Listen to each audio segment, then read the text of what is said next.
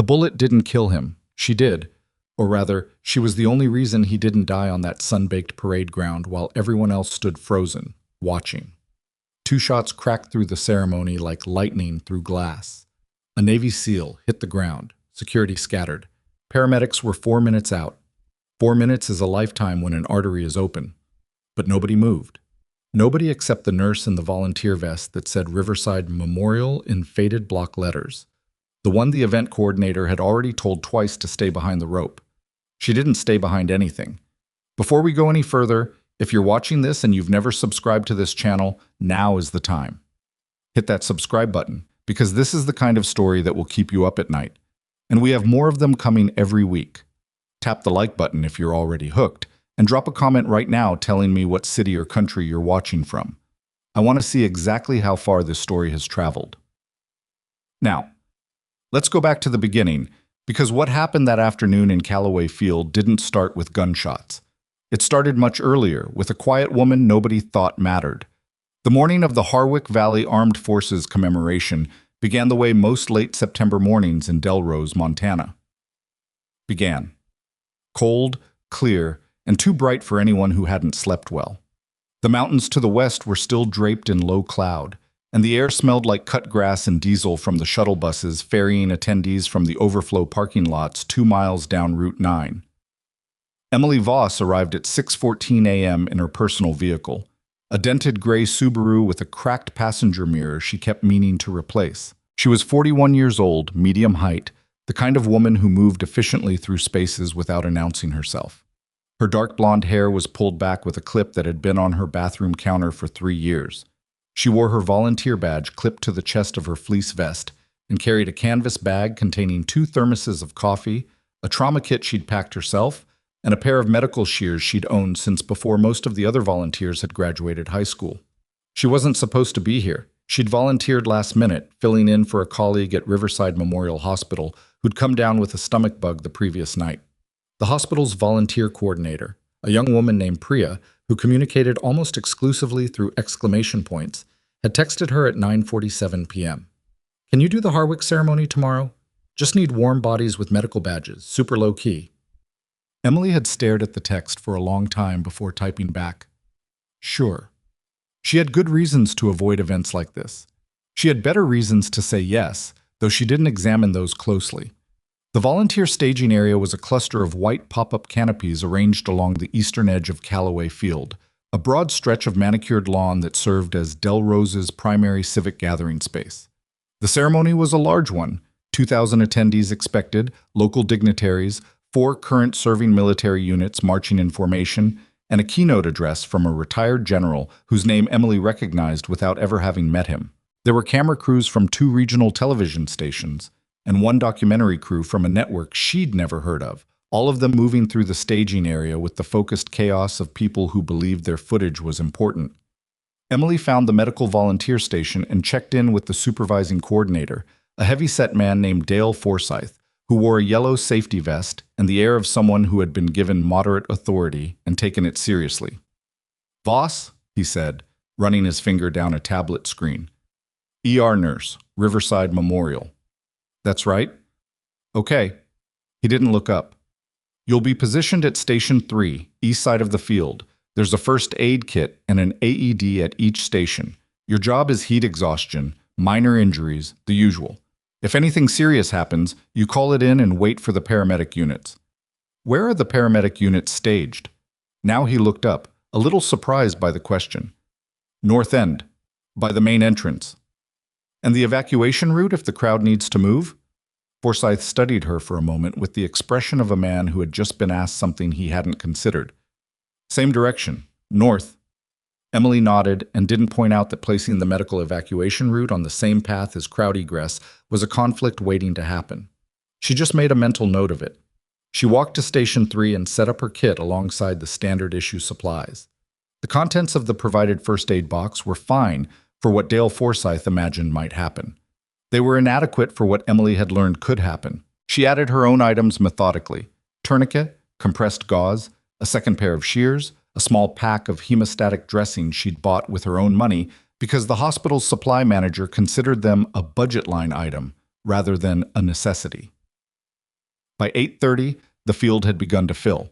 The ceremony was scheduled to begin at 10. Emily stood at her station and watched the crowd arrange itself with the practiced eye of someone who had spent years assessing risk in environments most people thought of as controlled. She noted the positions of the security personnel, mostly private contractors in matching jackets, with a smaller contingent of county sheriff's deputies clustered near the stage. She noted the single point of shade access near the speaker's platform, which would become a bottleneck if the temperature rose. She noted the man 3 rows back in the civilian seating who was already sweating heavily and had finished a large coffee in under 4 minutes. Probable anxiety, possible cardiac history. She watched him for another 30 seconds, decided he was okay, and kept scanning. At 9:15, a woman approached Station 3 with a microphone and a cameraman in tow. "Hi," the woman said brightly. She was in her late 20s, polished in the way of people who appeared regularly on screens. Her name tag read, Dana Kurz, KLTV News. "We're doing some human interest segments for our ceremony coverage. Would you mind answering a few questions?" "I'm on duty," Emily said. "Oh, it'll only take a second." Dana Kurz smiled the smile of someone who had never been told no, and didn't believe in it. "We're just looking for some background footage. Local volunteers, the community presence, that kind of thing." Emily looked at the cameraman, then back at Dana. "Go ahead." "So you're one of the medical volunteers today. Can you tell me a little about yourself? What brings you out to support the ceremony?" "I'm a nurse. I'm here to help if anyone needs medical attention." Dana waited, clearly expecting more. When more didn't come, she tried again. "And have you had any personal connection to the military? Family members who've served? That kind of thing?" A pause that lasted exactly 1 beat too long. "No," Emily said. Dana nodded with the manufactured warmth of someone moving on from an unproductive interview subject. "Well, thank you for being here." She turned to her cameraman and made a small dismissive gesture that she probably didn't know was visible. Emily watched her walk toward the next volunteer station and felt nothing in particular about it. She had been dismissed by people with much larger platforms than a regional news correspondent. The ceremony began on schedule at 10:03 a.m., with a color guard that moved with the crisp precision of long practice. The opening remarks were delivered by the mayor of Delrose, a man named Gerald Hatch, who was clearly more comfortable at town council meetings than in front of 2,000 people and a camera. He got through his prepared remarks without major incident, though he lost his place twice and covered it each time by clearing his throat. Emily stood at her station and listened with part of her attention while the rest of it tracked the crowd. The temperature had climbed to 68 degrees, warmer than forecast, and the sun was at an angle that was beginning to hit the seated section directly. The man who had been sweating earlier had removed his jacket. Good. The elderly woman in the 3rd row had not removed hers. Less good. Emily moved quietly along the perimeter, checked on her, offered water. The woman accepted gratefully and gave her a look that suggested she wasn't used to people noticing her. The keynote address began at 10:40. Retired General Marcus Aldridge was in his late 60s, broad-shouldered, with the kind of voice that had been making rooms pay attention for 40 years. He spoke well, not perfectly, but well, about sacrifice and service and the particular weight of obligation that came with a uniform. Emily found herself listening more closely than she'd intended. She was still listening when she heard the first shot.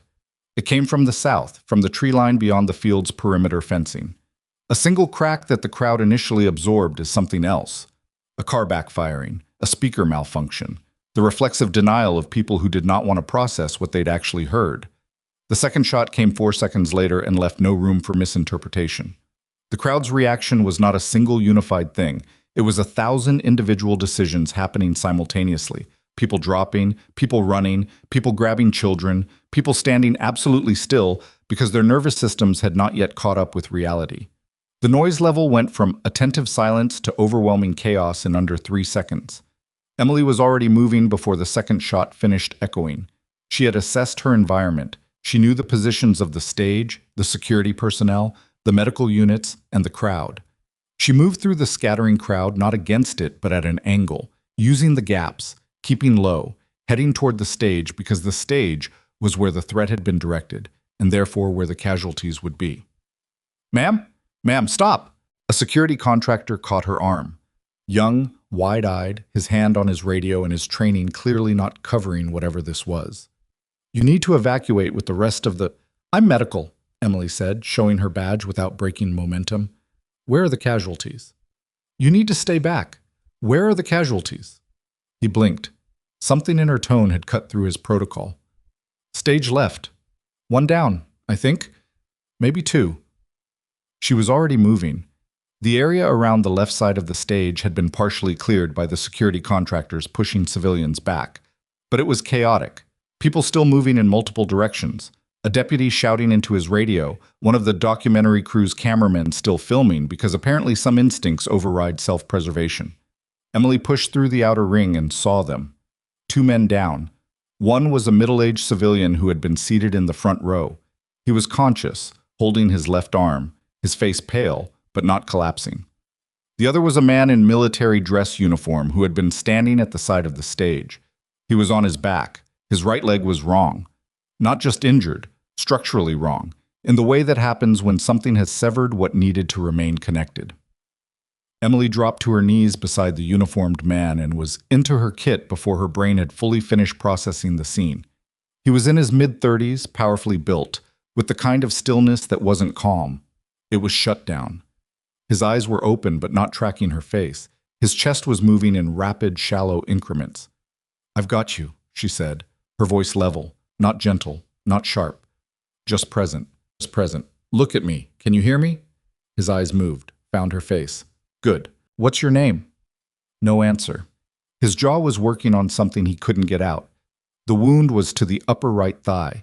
A bullet had passed through and exited, which meant the injury itself wasn't a kill wound under optimal conditions, but the femoral artery was in the neighborhood and the bleeding was significant in a way that the word significant didn't adequately capture.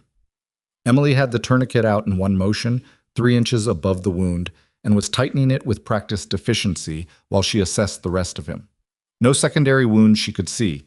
His pulse was rapid and thready. His skin was cold to the touch at the extremities.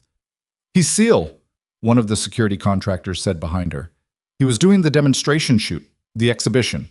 Back up, Emily said without turning around. Give me room. The man on the ground suddenly went rigid.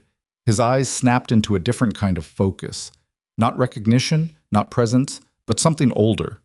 His hands came up and grabbed nothing, clutching at something that wasn't there. His breathing changed from shallow to fast and ragged. Emily had seen this before. She leaned in, close to his ear, and said in a voice too low for anyone around them to hear, 12 to actual, 12 to actual, stand down. You are not in the field. I repeat, stand down. The rigidity went out of him like air from a punctured tire. He turned his head and looked at her with eyes that were, for the first time, actually seeing. Who are you? He said. His voice was rough and barely there.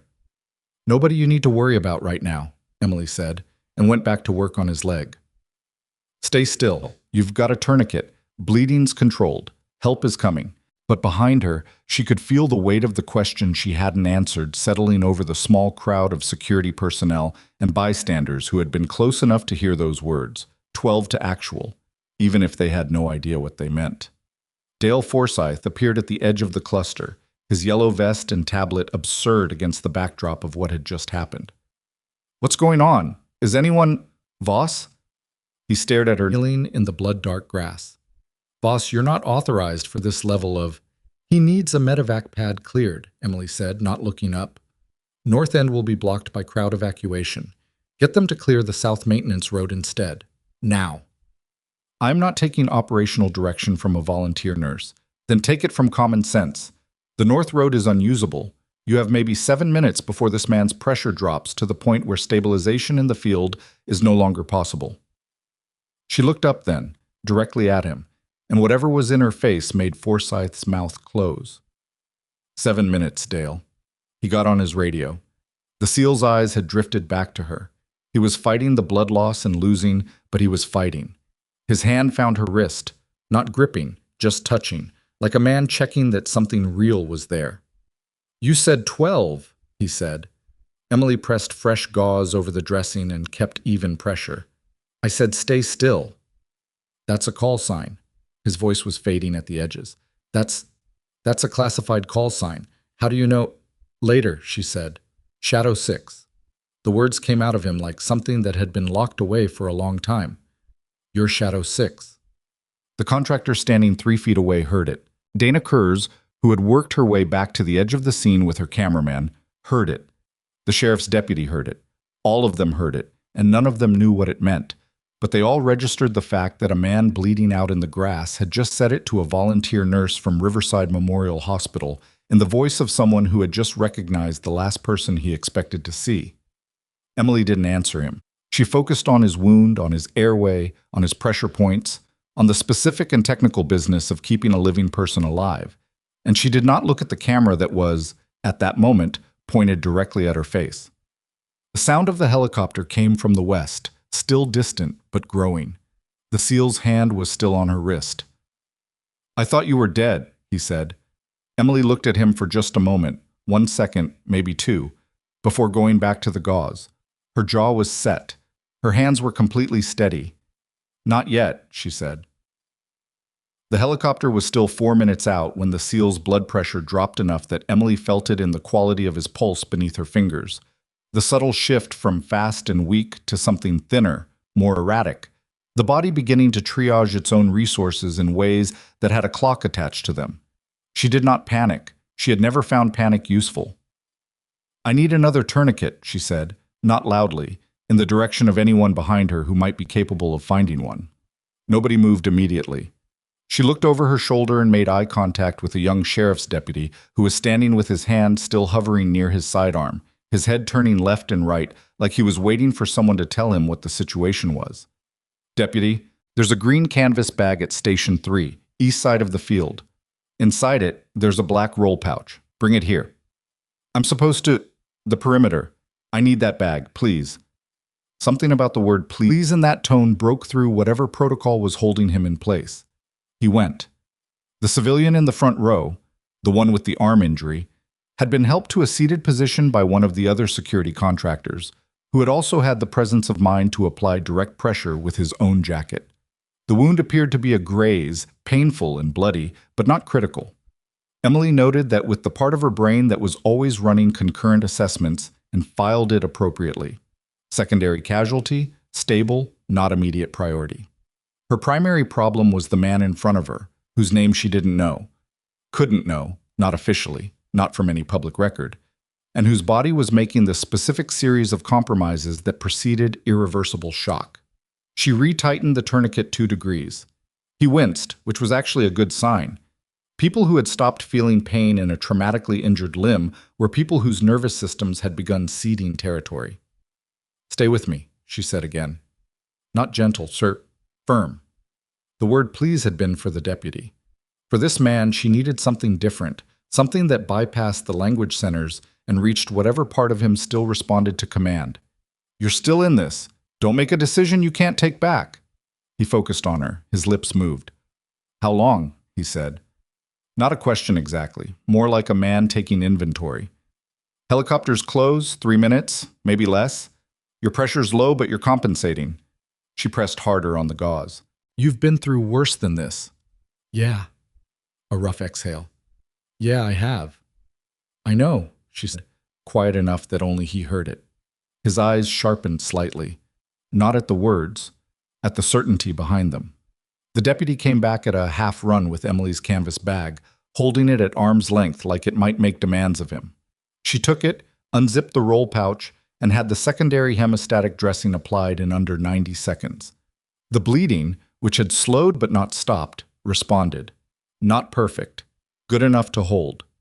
Dale Forsyth had managed to get the South Maintenance Road cleared. She could hear the radio exchanges happening 20 feet away. But he was also managing 3 other crises simultaneously, and doing it with the energy of a man who had believed, until approximately 40 minutes ago, that his biggest challenge today would be heat exhaustion in the bleachers. He was not coping well. His voice had risen a full octave, and he'd repeated the same instruction twice in the span of a minute, which meant his cognitive overhead was maxed out. The documentary crew's cameraman was still filming. Emily had clocked him staying at the outer edge of the cleared area, lens pointed at her. She had made a choice not to address it because asking him to stop would require attention she didn't have, and in her experience, arguing with cameras was a losing position. Whatever he was capturing was already captured. Dana Kurds had not left.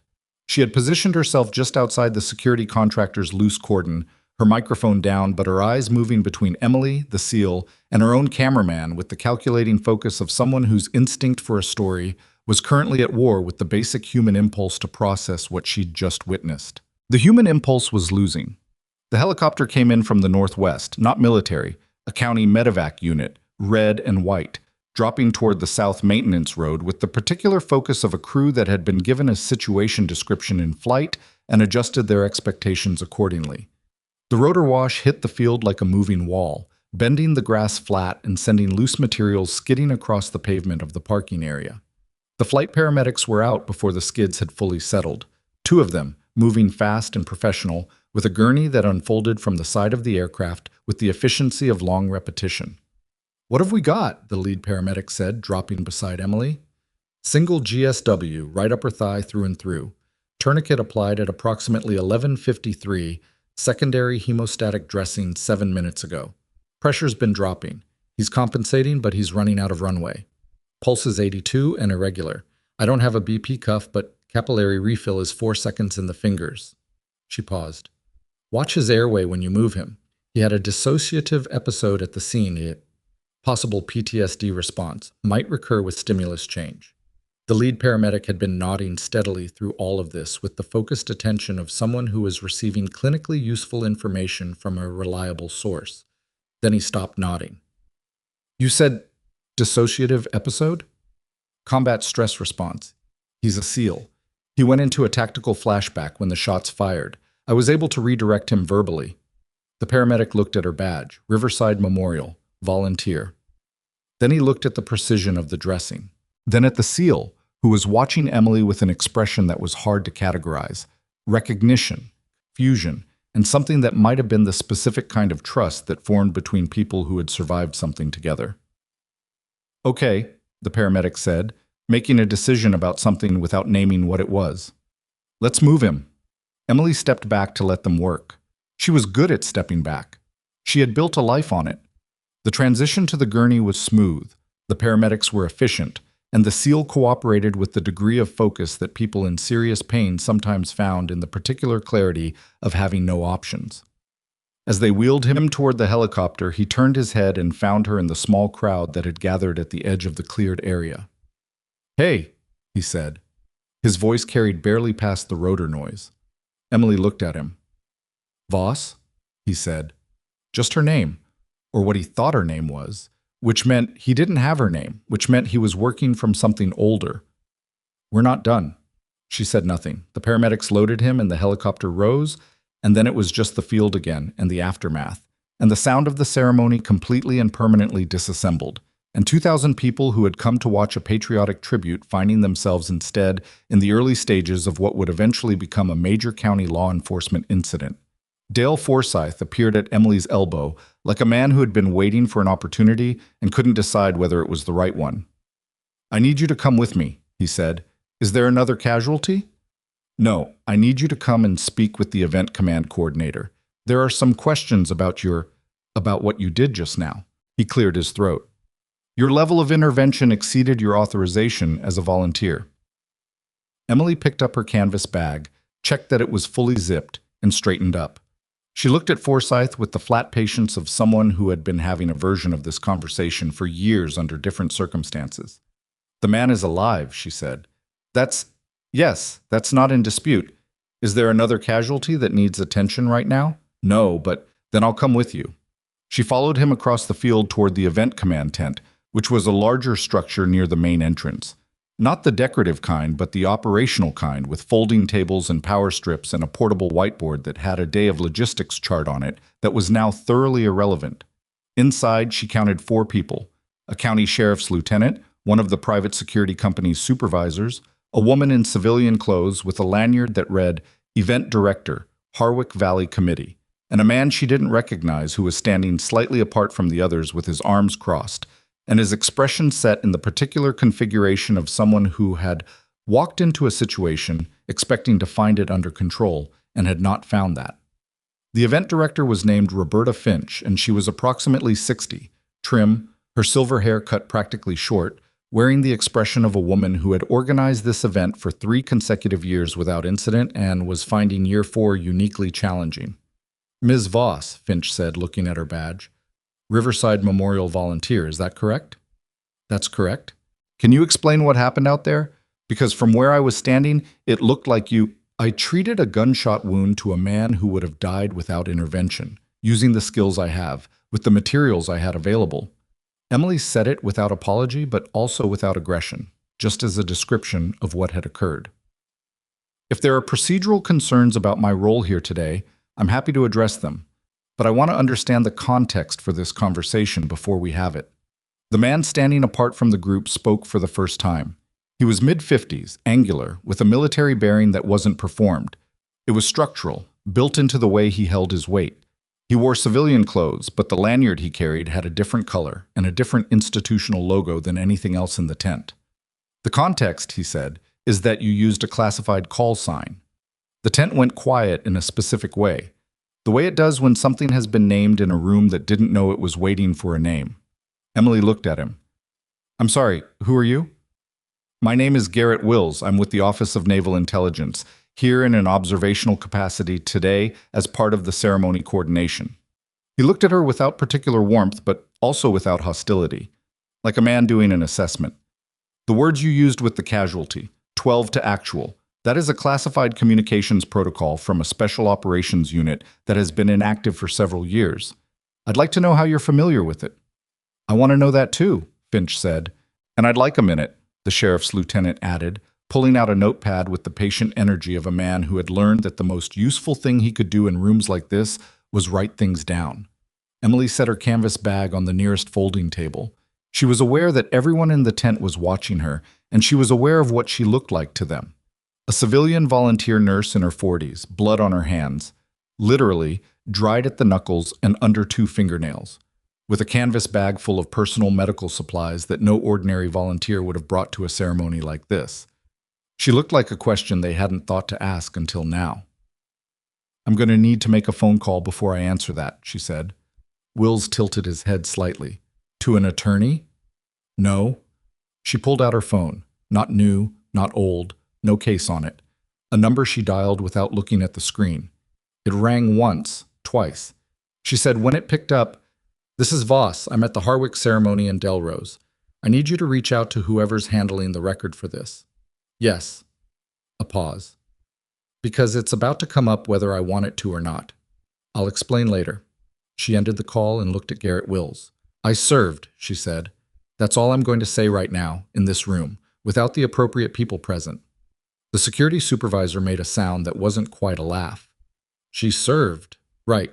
As what? A corpsman? As a nurse, Emily said.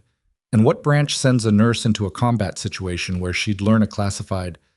The kind that doesn't put it in the public file, Emily said, and something in her voice went flat in a way that produced a brief, involuntary silence from everyone in the room, including Garrett Wills. Outside the tent, she could hear the controlled chaos of the incident response expanding, more vehicles arriving, the distant sound of additional radio traffic. The wind had picked up off the mountains and was moving the tent walls in slow, rhythmic pulses. Finch looked at the sheriff's lieutenant. The lieutenant looked at Wills. Wills was looking at Emily with an expression that had shifted from assessment to something more careful. All right, he said finally. We'll pause here until we have the right people in the room. But Ms. Voss, he used the name deliberately, like a placeholder. You should understand that this conversation is going to happen. I know, she said. It was always going to. She was escorted to a second, smaller tent that served as the incident staging area and told to wait. They didn't lock her in. There was no lock. But the contractor who was stationed outside the entrance made it clear with his posture that they expected her to stay put. She sat on a folding chair and looked at the blood on her hands and thought about the last time she had been in a room like this, waiting for the right people to arrive, knowing that whatever came next was something she had not chosen and could not control. That had been 8 years ago in a different state under a different set of circumstances, and she had made a choice then that had determined the shape of everything that came after. She had left. She had built something small and manageable. She had learned to be someone that cameras passed over. That option was no longer available. She was still sitting there 15 minutes later when the tent flap opened and Dana Kurz walked in. Without her cameraman this time, without her microphone. Just Dana, wearing the expression of a journalist who was no longer doing the human interest segment. "They told me I couldn't come in here," Dana said. "And yet," Emily said. Dana sat down across from her in the other folding chair. She had a small notebook, paper, which surprised Emily. "I'm not recording. I want you to know that." "I noticed." "What I saw out there," Dana started, then stopped, tried again. "I've covered 12 ceremonies in this region. I've covered accidents. I've covered a wildfire evacuation. I've never seen someone move like that. Like they've done it before. Under fire, I mean." Emily said nothing. "The man on the helicopter," Dana said, her voice lower now.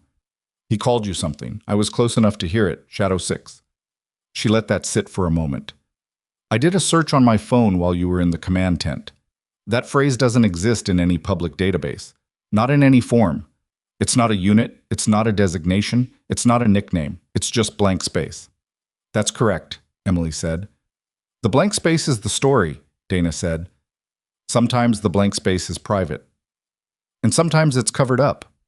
Emily looked at her for a long moment. Dana Kurz was not naive. She was also not cruel. Emily had been doing rapid assessments of people her entire adult life, and what she saw in Dana's face was someone who was genuinely trying to figure out where the line between public interest and decency ran. "I'm not going to tell you anything right now," Emily said, "because there are people who need to be notified before I do, and because what happened today has a lot of moving parts that I don't fully control. But I want you to understand something." She leaned forward slightly. "When the time comes, and the correct version of this story exists, not the exciting version, not the speculative version, the correct version, I would rather it go through someone who seems to understand the difference." Dana held her gaze. "Is that an offer?" "It's an observation," Emily said. "What you do with it is your business." Dana nodded slowly, stood up, looked like she was going to say something else, and then didn't. She left the tent the same way she'd entered, and the contractor outside the entrance made an irritated noise that suggested she was going to hear about her unauthorized entry from someone with more authority than he had.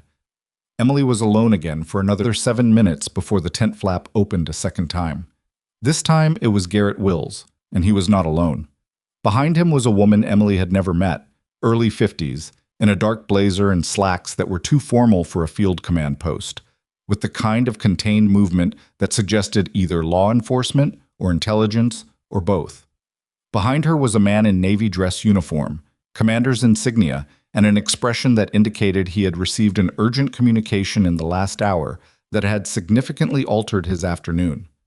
Wills set a folder on the folding table between them. He didn't open it. "Ms. Voss," he said, "we've made some calls." "I expected you would." "There's a file." He paused. "There's actually more than one file. The relevant portions have been partially unlocked in the last 30 minutes by someone with the appropriate clearance level, which tells me that your phone call earlier reached someone who knew how to make that happen quickly." He studied her. "Which tells me something about who you actually are." The woman in the blazer sat down. "My name is Adrienne Polk. I'm a federal investigator. I've been assigned to the shooting incident here today, but my scope just expanded." She opened a notebook of her own, also paper. "I need to ask you some questions, and I need you to understand that what you tell me will be cross-referenced against the file that's being pulled right now." "That's fine," Emily said.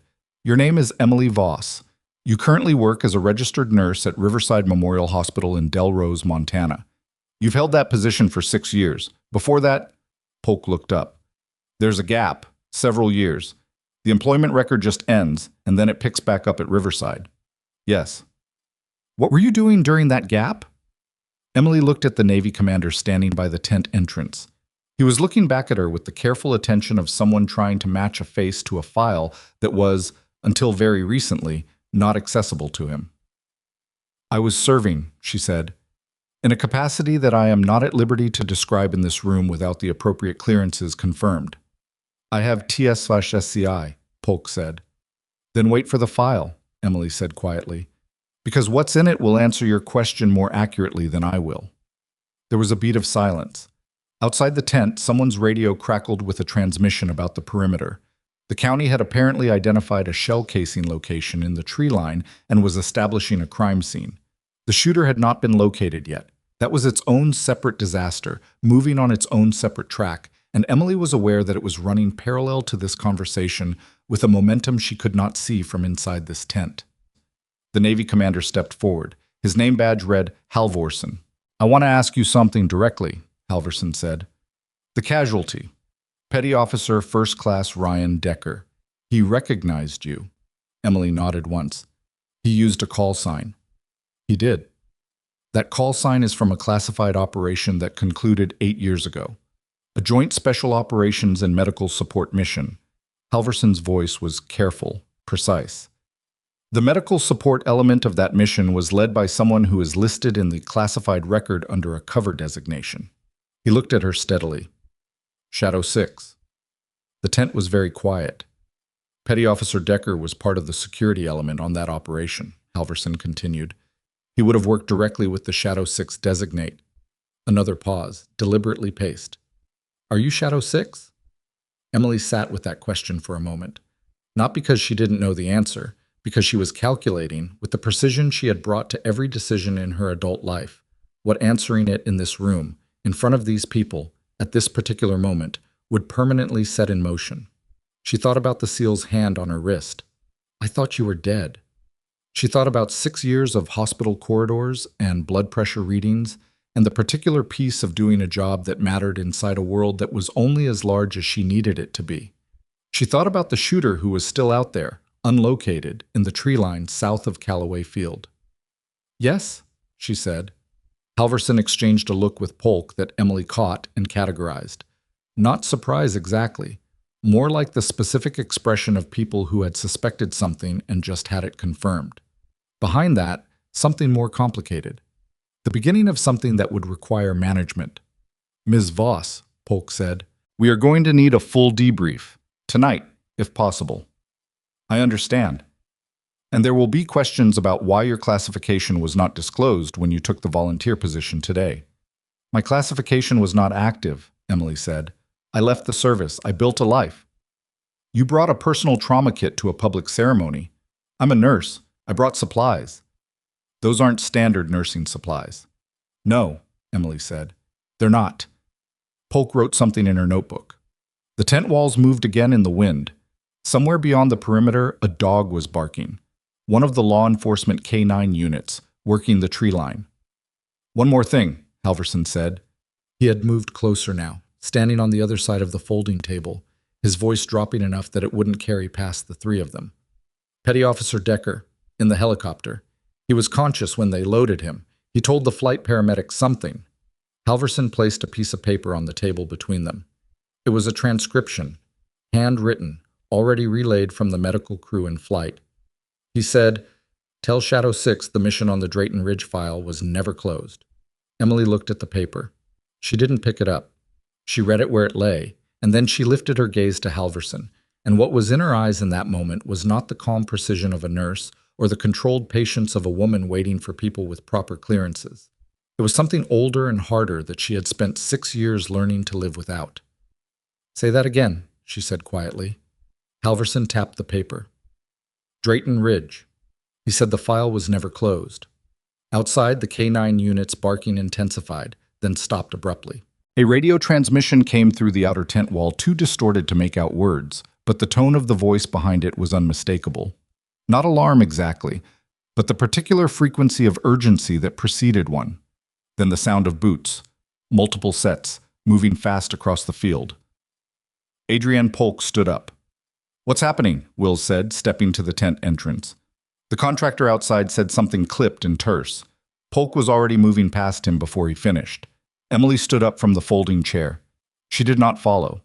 She stood in the center of the tent, with the paper still on the table and her blood-stained hands at her sides, and she understood with a clarity that arrived cold and complete that Ryan Decker's message was not a coincidence, that the shooting today was not a random act, and that whatever she had walked into by saying yes to a last-minute volunteer request at 9:47 p.m. on a Thursday night was considerably larger and considerably more dangerous than a man bleeding in a field. Halvorsen was watching her from the tent entrance. "They found something in the tree line," he said. What? She said. He looked at the paper on the table, then back at her.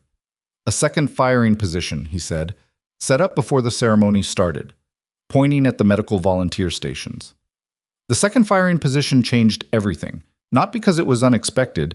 In the cold, functional part of Emily's mind, the part that had been running quiet threat assessment since she arrived at Callaway Field that morning, it was almost logical. What changed was the geometry. A shooter positioned at the south tree line, targeting the stage, made tactical sense if the objective was the ceremony itself. The general, the dignitaries, the symbolic weight of the event. But a second position, pre-staged and aimed at the medical volunteer stations, meant the objective was not the ceremony. It was the response to the ceremony. Someone had planned for casualties. Someone had planned for the people who would treat those casualties. Someone had planned for her, or for whoever occupied that station. She picked up the paper with Decker's message and folded it once and put it in her vest pocket, and Halverson watched her do it without objecting, which told her something about where his head was. I need to see the position, she said. That's an active crime scene. I understand that. I still need to see it. Halverson looked at her for a moment with the expression of a man recalculating. Why? Because if someone set up a firing position aimed at my station before the ceremony started, they had information about the volunteer deployment.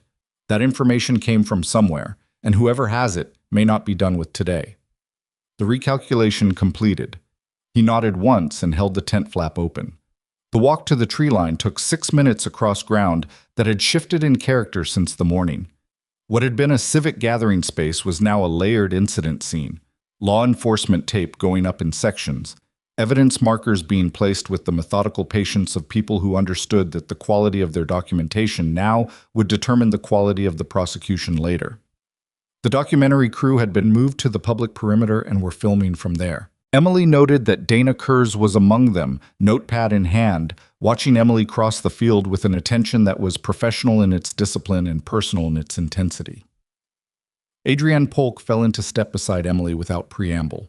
She had been at the tree line and come back to intercept them, and she was moving with the compressed energy of someone who had seen something and was still processing its implications. 12-gauge bipod mount, Polk said, keeping her voice below the wind. Set in a natural depression about 40 meters into the tree line. Good concealment. Whoever placed it knew what they were doing. The angle to Station 3 is clean. A pause. Your station? Yes, Emily said. There's no casing. Either they pulled it or the primary shot was never taken. It wasn't, Emily said. I was at that station until the first shot fired, and then I moved toward the stage. So you left the kill zone before they could use it. The word kill zone in Polk's flat, investigative voice landed without drama, which made it more concrete, not less. That appears to be what happened, Emily said. The tree line was a mixed stand of pine and scrub oak that ran along the southern boundary of the field, dense enough to provide cover, but not so dense that a trained shooter couldn't move through it efficiently. The secondary position had been cordoned with tape and marked, and a forensic technician was photographing it from multiple angles with the unhurried focus of someone who had been doing this long enough to stop being disturbed by what the setups implied. Emily stood at the tape and looked at the depression in the earth, the flattened grass, the bipod indentations, the sight line through the trees to the open field beyond. She tracked the angle. Station 3 was exactly where the shot would have terminated if the shooter had engaged. She was aware that she was supposed to feel something more than she did. Fear, perhaps. Or the retrospective vertigo of a near miss understood only in hindsight. What she actually felt was something closer to the cold, functional clarity she'd learned to inhabit under conditions that didn't permit the luxury of feeling things in real time. The Drayton Ridge file, she said, to Polk, to Halverson, to both of them.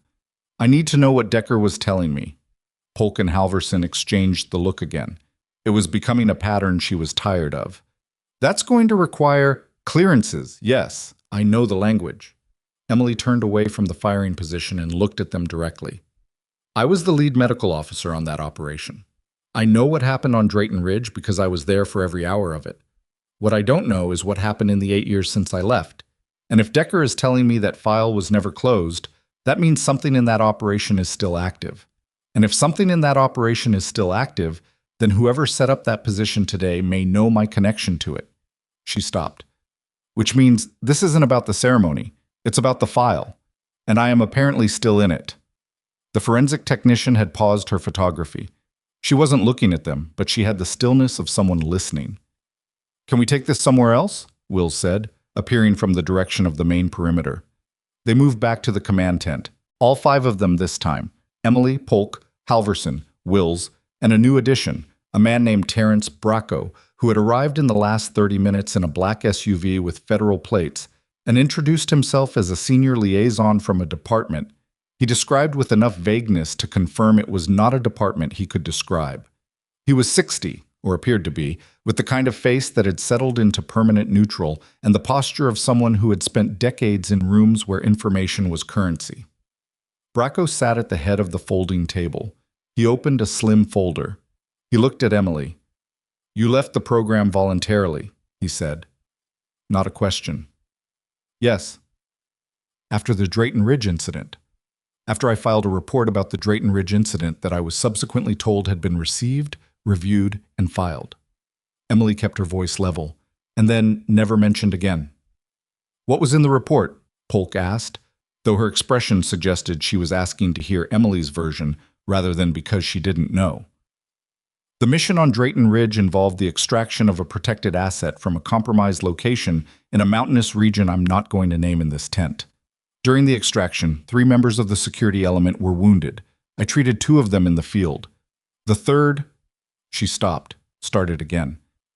"The third died during transport, not from the wound, from a secondary complication that should have been preventable, and that I documented as preventable, and that I believed at the time was the result of a decision made by Mission Command to prioritize timeline over casualty care." The tent was quiet, except for the distant sound of the law enforcement operation continuing outside. My report stated that the casualty was preventable and that the mission protocol had deprioritized medical response in a way that contributed to the outcome. I recommended a review of the operational framework. Emily looked at Bracco. "I was told the report would go through channels. 6 weeks later, I was informed that the operation had been classified at a level that superseded my reporting authority and that the incident had been reviewed internally and deemed consistent with mission parameters." She let that sit for a moment. "I resigned 3 days after that conversation." "Who told you it had been reviewed?" Bracco said. "A man named Aldridge," Emily said. "Marcus Aldridge."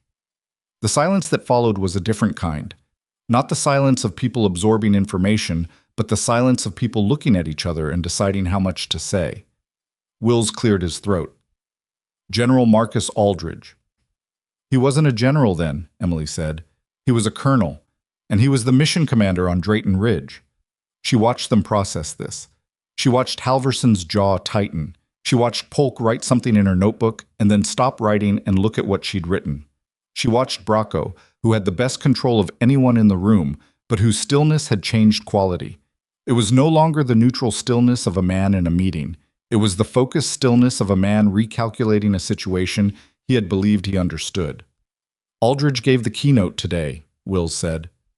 "Yes," Emily said. "He did." "You knew that when you agreed to volunteer." Emily had known when Priya's text arrived at 9:47 p.m. that the keynote speaker was listed in the ceremony program. She had read the program. She had looked at his name for approximately 30 seconds and then typed, "Sure," because she had spent 8 years running from the past and she was tired of the running, and because something in her, the part that had treated 2,000 wounds and filed 1 report that disappeared and left the service and built a small, careful life. Something in that part of her had decided, at 9:47 p.m. on a Thursday, that she was done letting things disappear. "I knew," she said. Bracco closed his folder. "Ms. Voss, I need you to understand that what you've just told me constitutes a significant allegation against a retired general officer with an active public profile and considerable institutional relationships. I'm not dismissing it, but I need you to understand the weight of what you're saying." "I've understood the weight of it for 8 years," she said. "I've been carrying it without company. You can share the load now." It was Halverson who spoke next, and when he did, his voice had dropped and changed, less institutional, more direct. "What's in the Drayton Ridge file that someone would want buried badly enough to set up a shooting at a public ceremony?" Emily looked at him. "The name of the asset we extracted. the reason they needed extracting, and a secondary report, mine, that documented not just the casualty but evidence of a prior incident that Aldridge's mission command had also closed without review. She paused. There were 2 preventable deaths on Drayton Ridge. The official record shows one. Nobody spoke. The second casualty was not military, Emily said. She was a civilian interpreter. She was 23 years old. Her name was Mira Vasek, and she died because the evacuation protocol was altered at the last minute to reduce exposure time for a personnel element that someone wanted off the ground quickly. Someone made a calculation, and Mira Vasek was on the wrong side of it, and that calculation was made by a man who is currently a retired general and who spoke at a patriotic ceremony in front of 2,000 people this morning. Her voice was completely steady. That's what's in the file. Bracco stood up. He walked to the tent entrance, looked out at the field for a moment, then turned back. His face was still neutral, but there was something working behind it. "Where's Aldridge now?" he said to Wills. He left the ceremony after the shooting. He was evacuated with the primary VIP contingent. "Get his location." Wills was already on his phone. Polk looked at Emily. "Your report from 8 years ago? You have a copy?"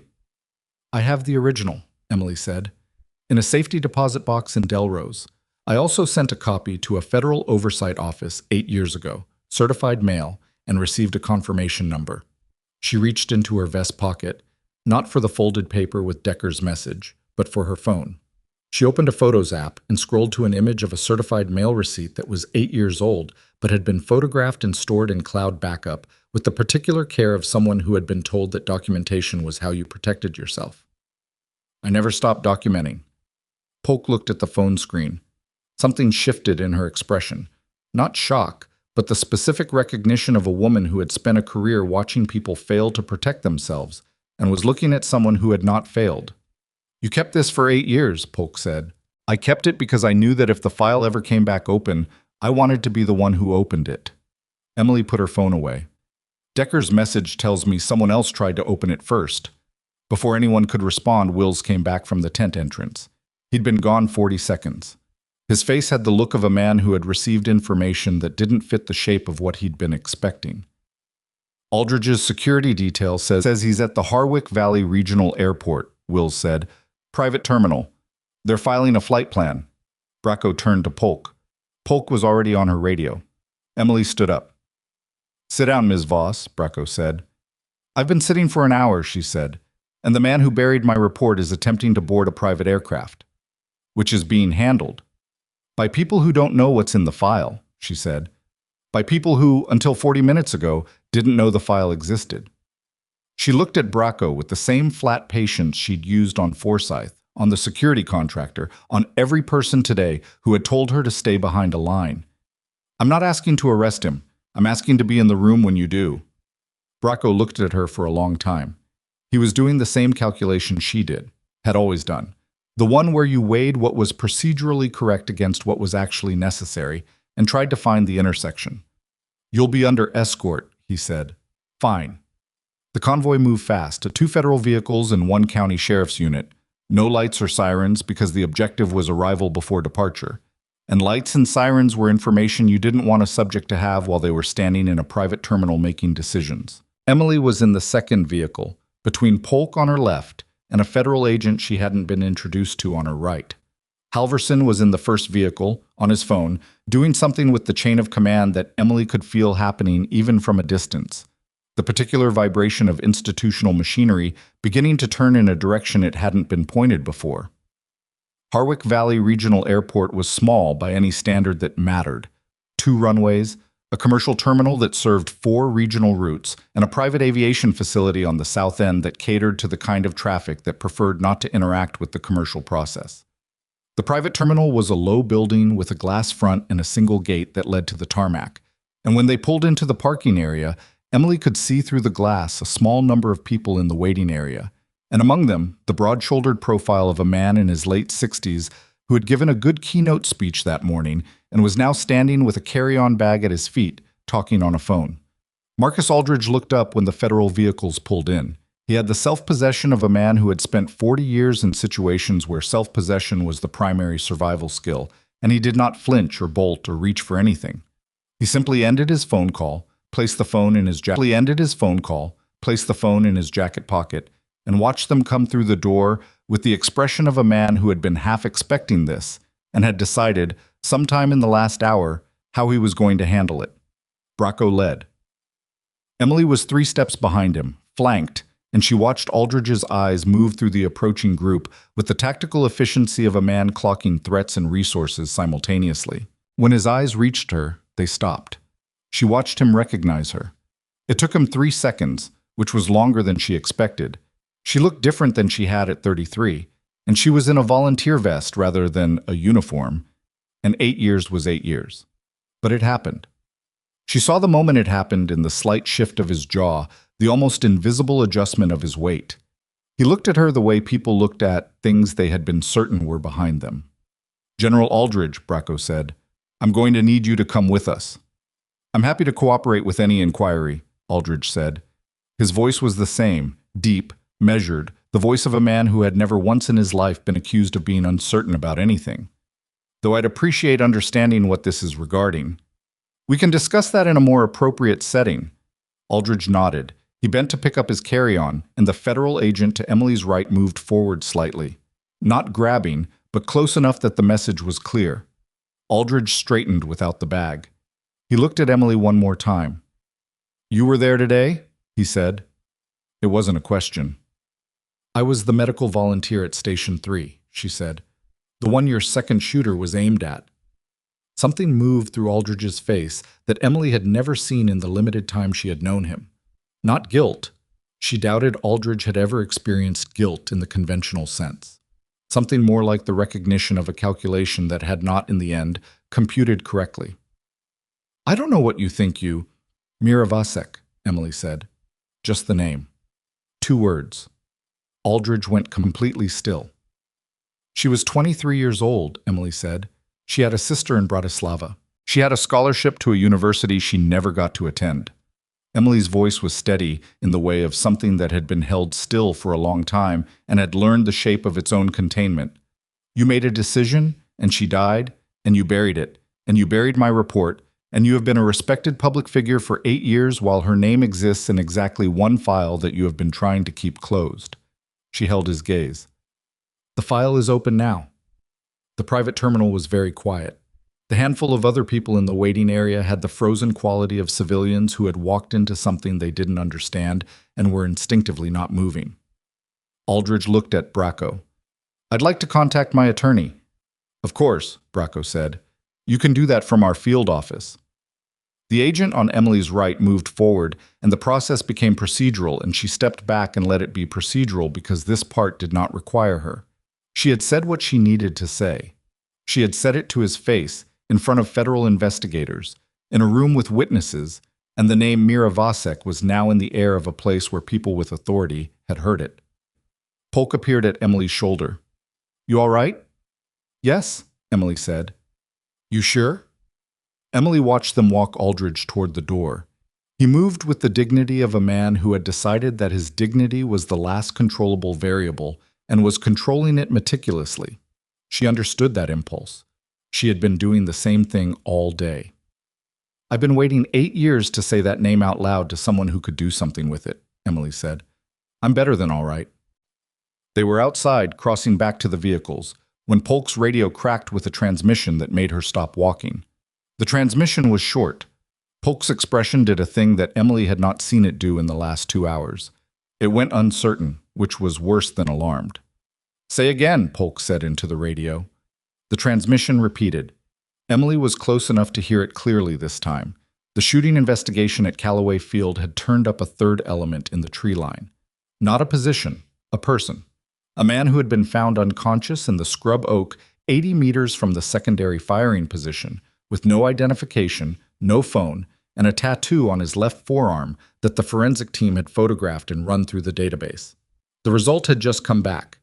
The man in the tree line was a former special operations contractor who had been officially listed as killed in action 5 years ago, on a mission called Drayton Ridge. The name came back as Victor Hale, or rather, the name that the database attached to the tattoo was Victor Hale, a former Tier 2 contractor who had been embedded with the Special Operations Support Network that ran logistics for the Drayton Ridge extraction. The official record listed him as KIA, killed when a vehicle in the convoy took indirect fire during the exfil phase. Closed case, closed file, one more line item in an operation that had been classified into non-existence. Except Victor Hale was breathing.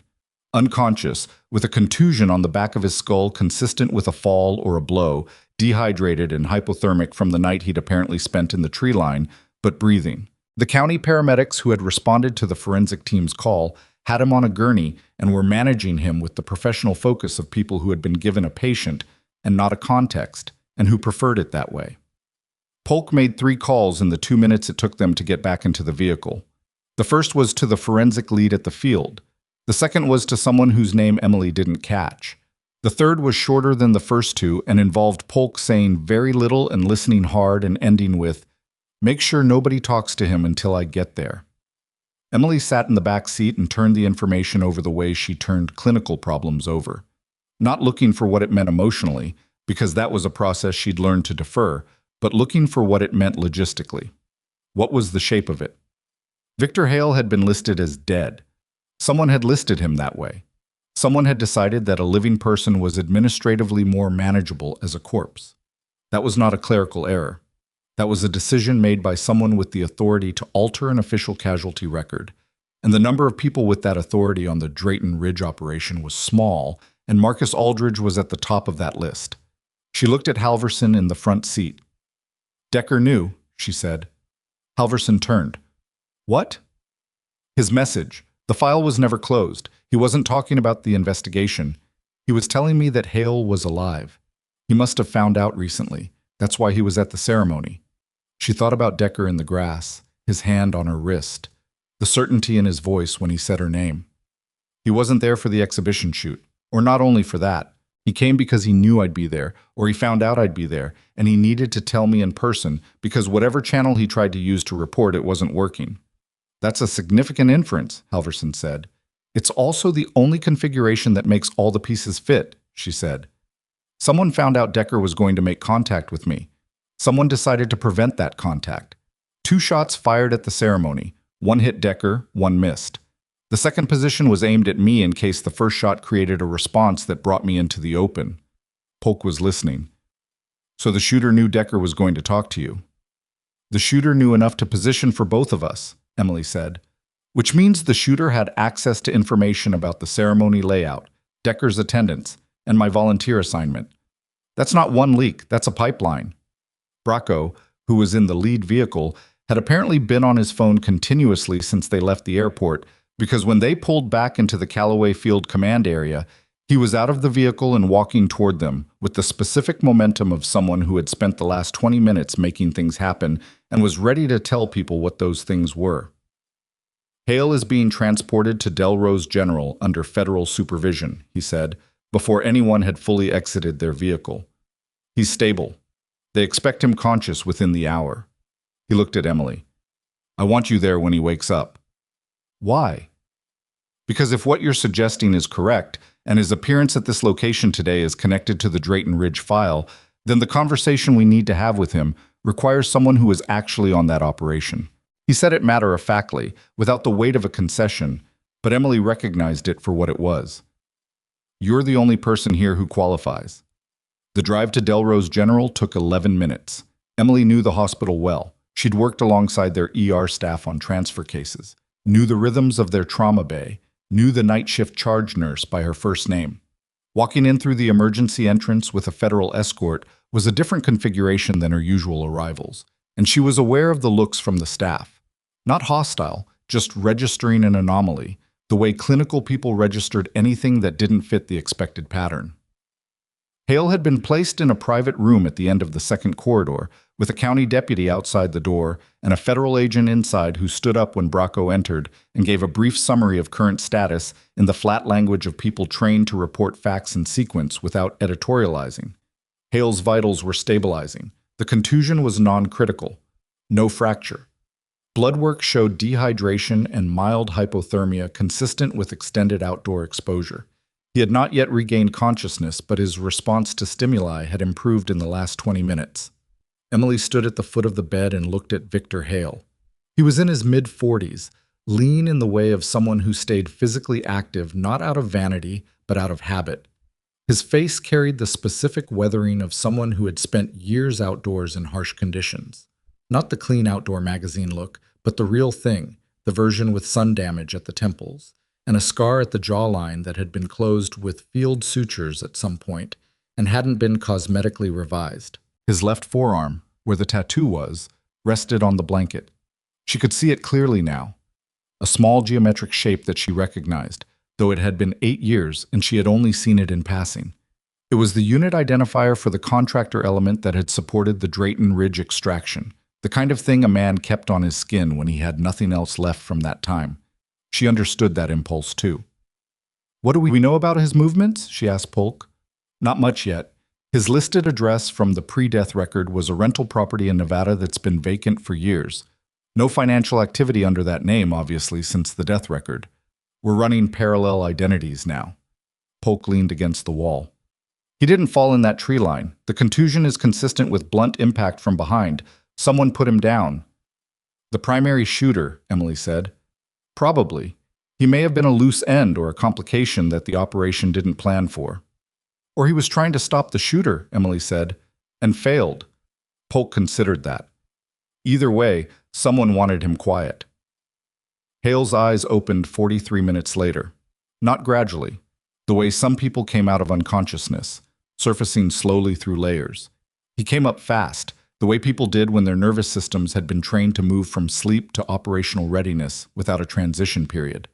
His eyes were open and tracking before his body had caught up. And the first thing he did was take in the room with the systematic efficiency of a man counting exits and threats. Emily was seated in the chair beside the bed. She had positioned herself there deliberately. Not the foot of the bed, not the doorway, but the side. Within his line of sight, so that the first face he registered was a face rather than a room full of authority. He looked at her, processed, looked at the federal agent by the door, looked at Polk, came back to Emily. "You're Voss," he said. His voice was raw with dehydration. "I am," she said. "Decker said you'd be there." He swallowed. "Is he?" "He's in surgery in Billings. Last update I have, he's stable." Something went out of Hale's face. Not relief exactly, but the release of a tension that had been load-bearing. "He took the round." "Yes." "It was supposed to be both of you," Hale said. Not with drama.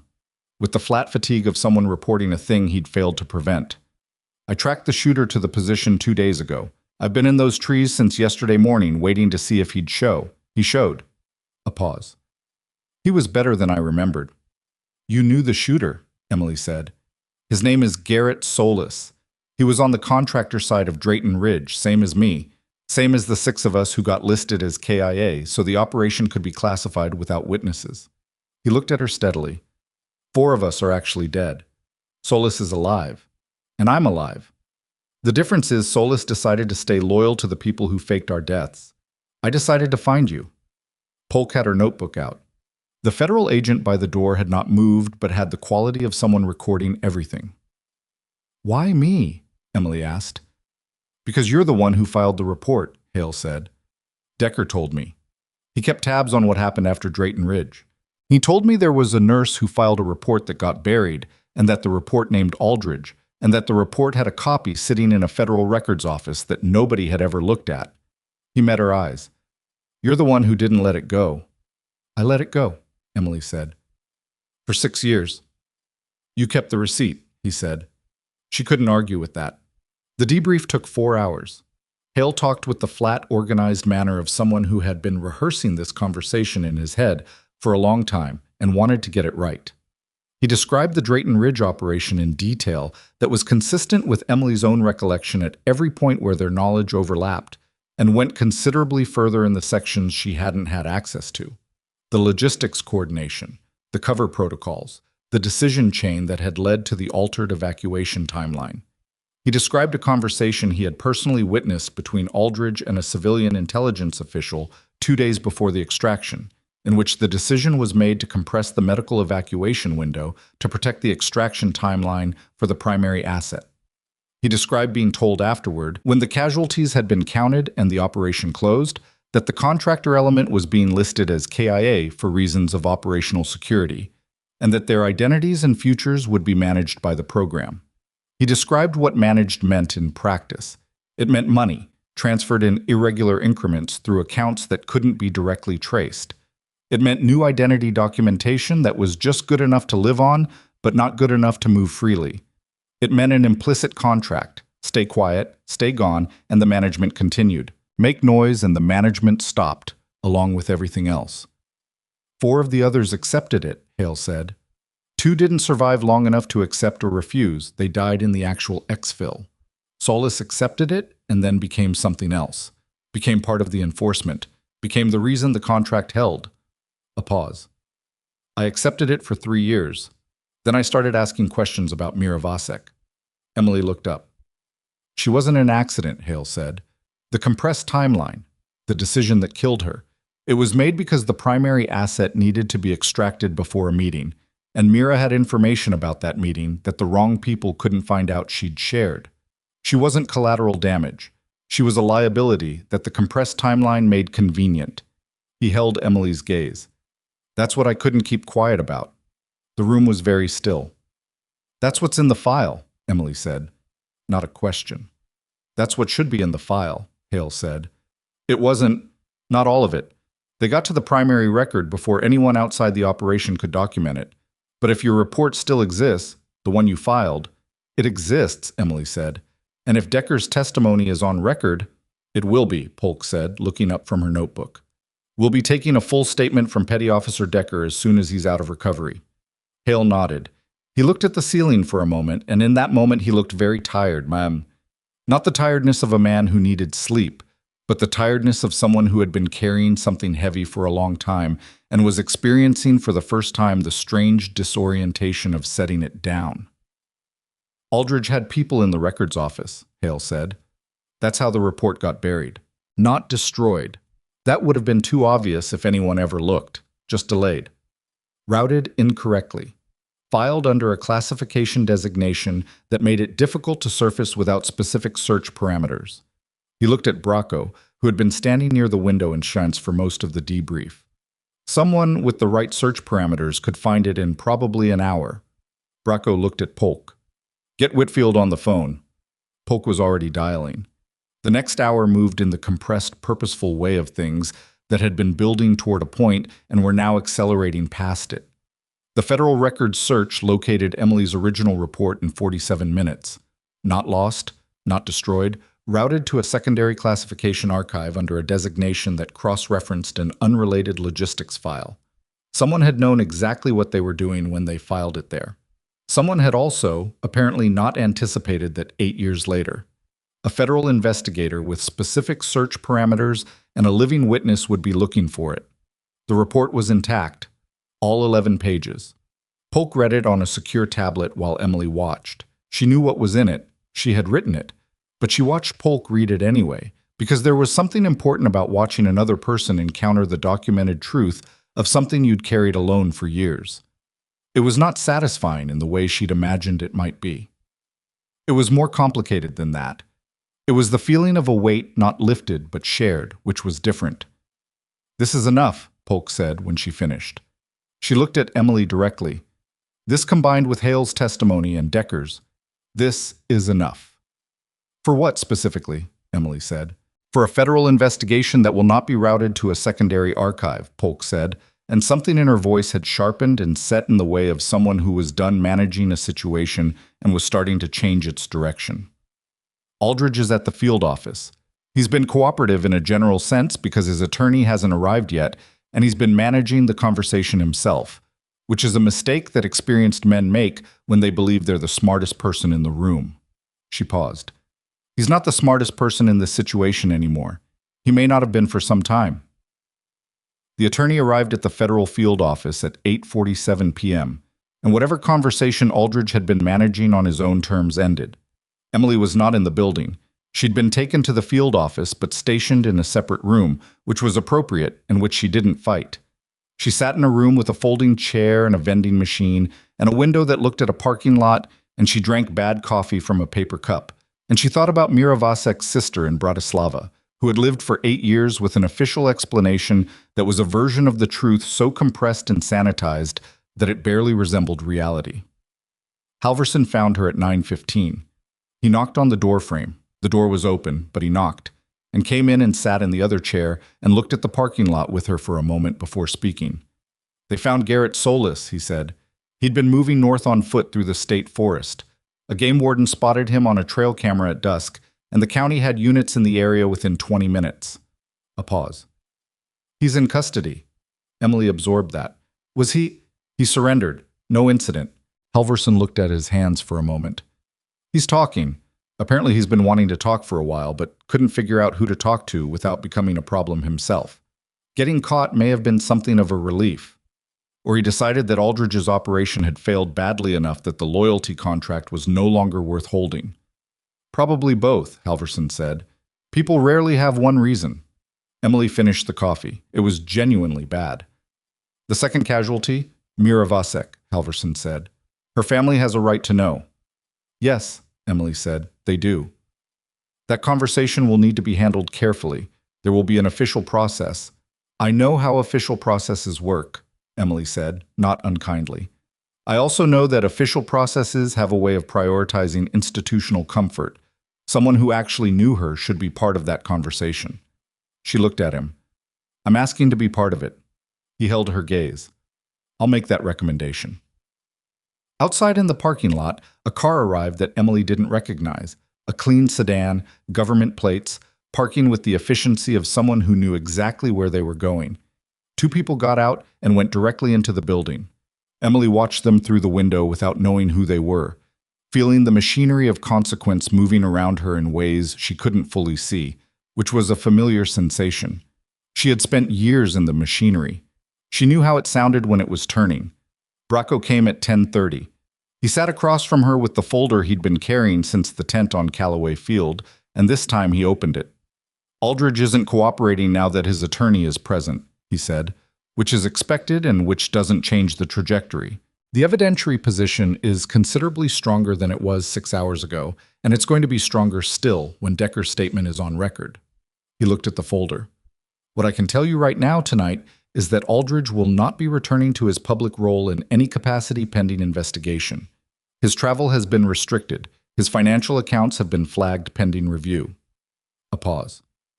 "The civilian intelligence official who was party to the conversation Hale witnessed, we have a name from Hale's testimony, and we are locating that individual tonight." "And the records official who buried the report?" Emily asked. "That's part of the same investigation." Bracco closed the folder. "Ms. Voss, I want to say something to you that is not part of the official record of this conversation." She waited. "What you did today, at the field, before any of this, kept a man alive who is currently our most significant living witness." He said it plainly, without ceremony. "I have been in this work for 26 years.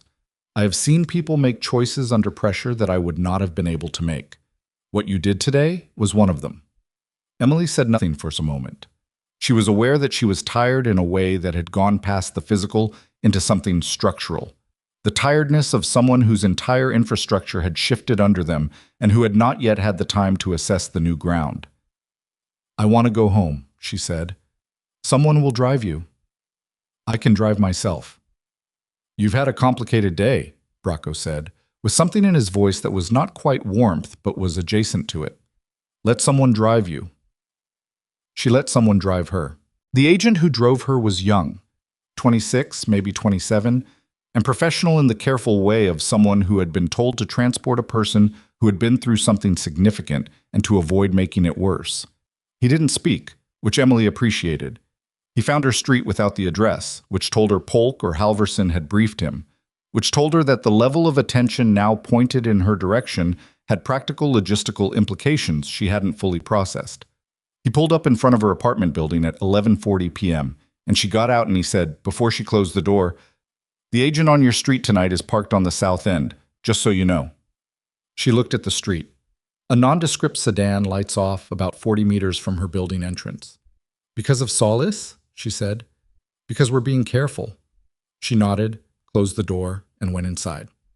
Her apartment was exactly as she'd left it, quiet, spare, The kind of order that came from choosing not to accumulate things that needed managing. A plant on the windowsill that was overdue for water. A stack of nursing journals on the kitchen table she'd been meaning to read. The cracked passenger mirror from her Subaru that she kept meaning to replace, which was still in the parking lot outside because she'd arrived this morning in that car and would need to deal with it tomorrow. She sat on the couch for a while without turning on the lights.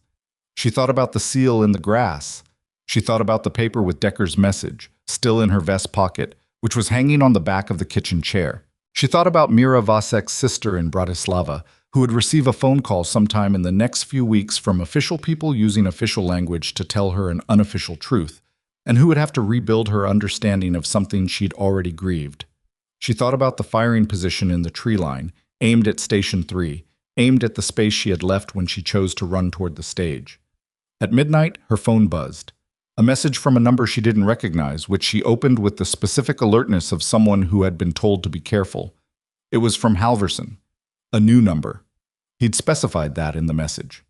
One line, Decker is out of surgery. He's asking for you. He says it's not about the file. Emily read the message twice. Then she read the second message that arrived 20 seconds later, from Polk's number this time, which was a forwarded document header. A preliminary forensic report from the Callaway Field investigation, 12 pages, with a single line highlighted at the top in the way that Polk highlighted things that required immediate attention. The line read, Secondary firing position, bipod mount consistent with equipment profile of Operation Drayton Ridge Contractor Logistics Inventory. Item reported destroyed. Item number cross-references requisition filed by the Harwick Valley Armed Forces Commemoration Committee, Procurement Division, 8 months prior to today's event. Emily sat with that for exactly 4 seconds. The ceremony had not been selected because Aldridge was speaking. The ceremony had been selected because someone on the organizing committee had been inside the operation from the beginning, had spent 8 months building toward today, and had made sure that every element was in place long before the first chair was set up on Callaway Field. Her phone buzzed a third time. This time it was a number she recognized. The Riverside Memorial Volunteer Coordination Line, Priya's number. The message said, Hey, totally random, but did you know the person who originally signed up for your slot today, the one who called in sick? Because I just realized I never actually got a sick call from them.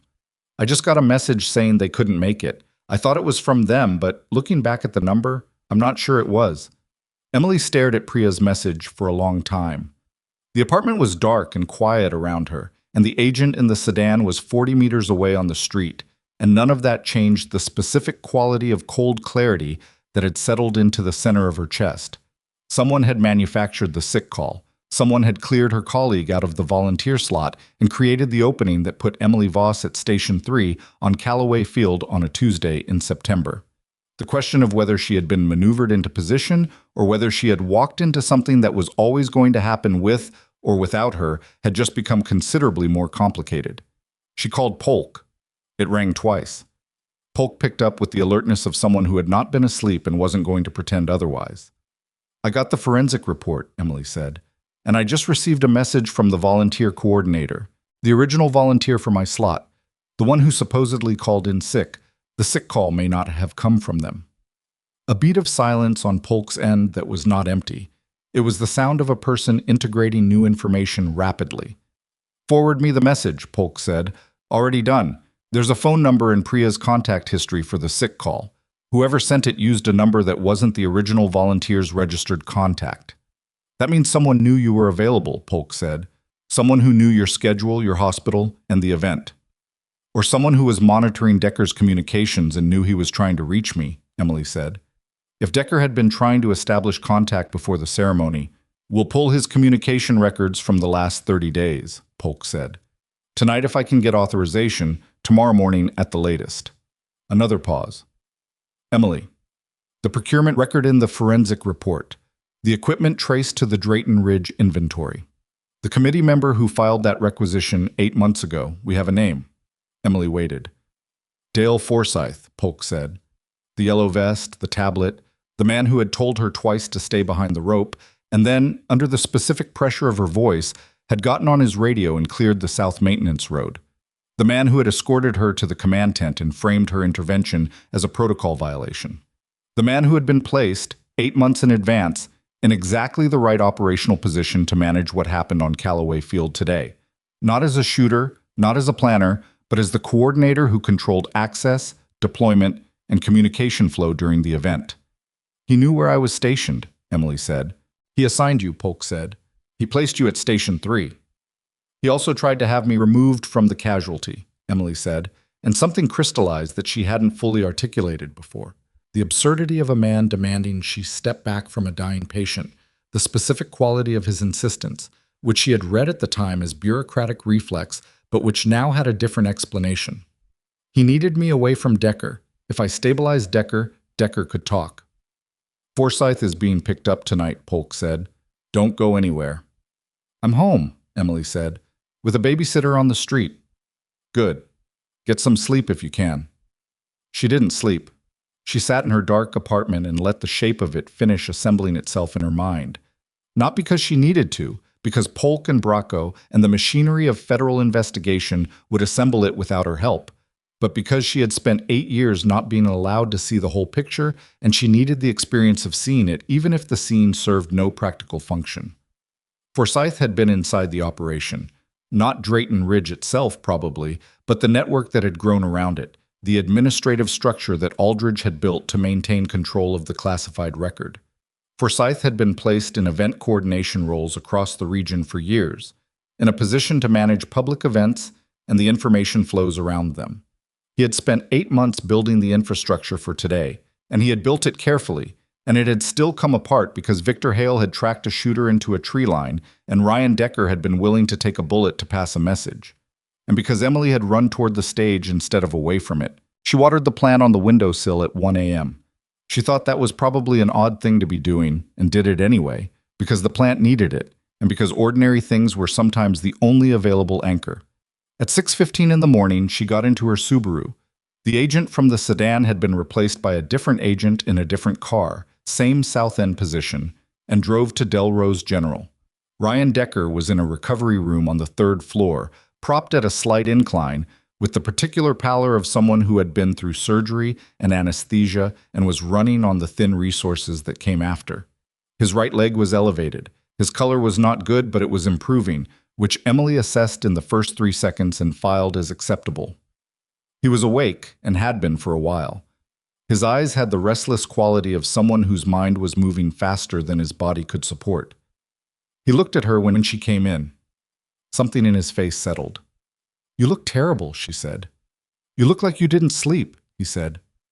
"I didn't." She sat in the chair beside the bed. The same chair, the same position, the same instinct for placing herself where she could be seen without being imposing. Halverson said it wasn't about the file. "It's not." He shifted, winced at the movement, decided it was worth it to shift anyway. "I needed to tell you something that's not in any record, because it's not the kind of thing people write down."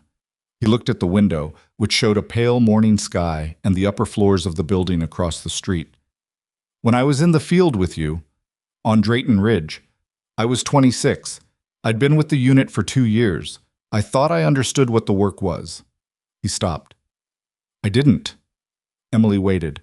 "When the casualty happened, Mira, I filed my own report. Internal, through the unit channel. It went nowhere." His jaw tightened. "I was told it was handled. I was 26 and I believed them because the alternative was not believing them, and I wasn't ready for that yet." He looked back at her. "I spent 8 years getting ready for it. Finding out you'd filed a report that was still sitting in a federal archive, that you hadn't let it disappear. That was the thing that made me think there was still a path." "There is," Emily said. "Hale is awake. He's talking. Aldridge is in federal custody. Forsyth was picked up last night. Solis is in custody." She let him absorb that sequence. "The file is open, all the way." He was quiet for a long moment.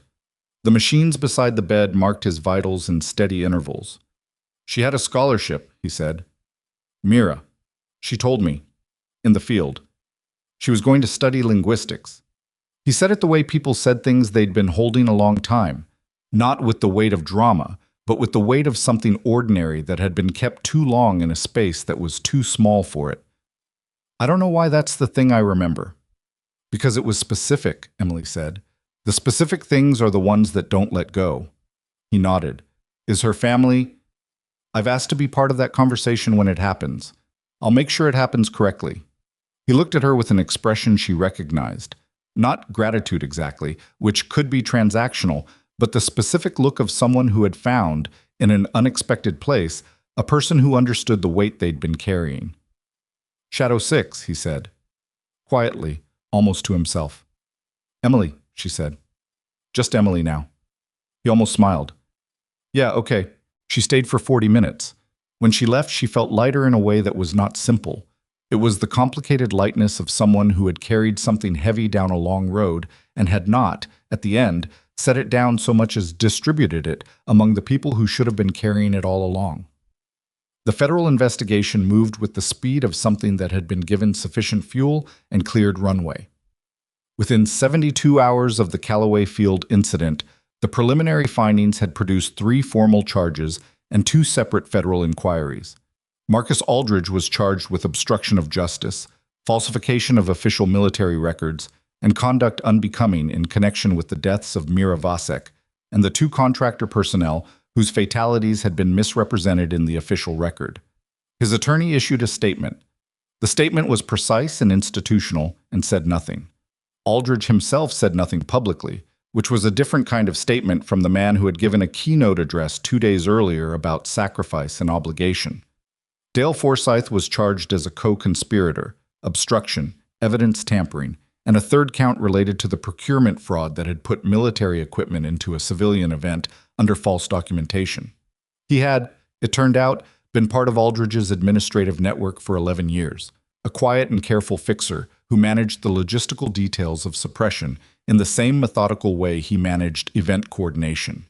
The yellow vest and the tablet and the air of moderate authority, all of it had been, for over a decade, a functional cover for a man who moved through civic institutions with the specific usefulness of someone nobody looked at twice.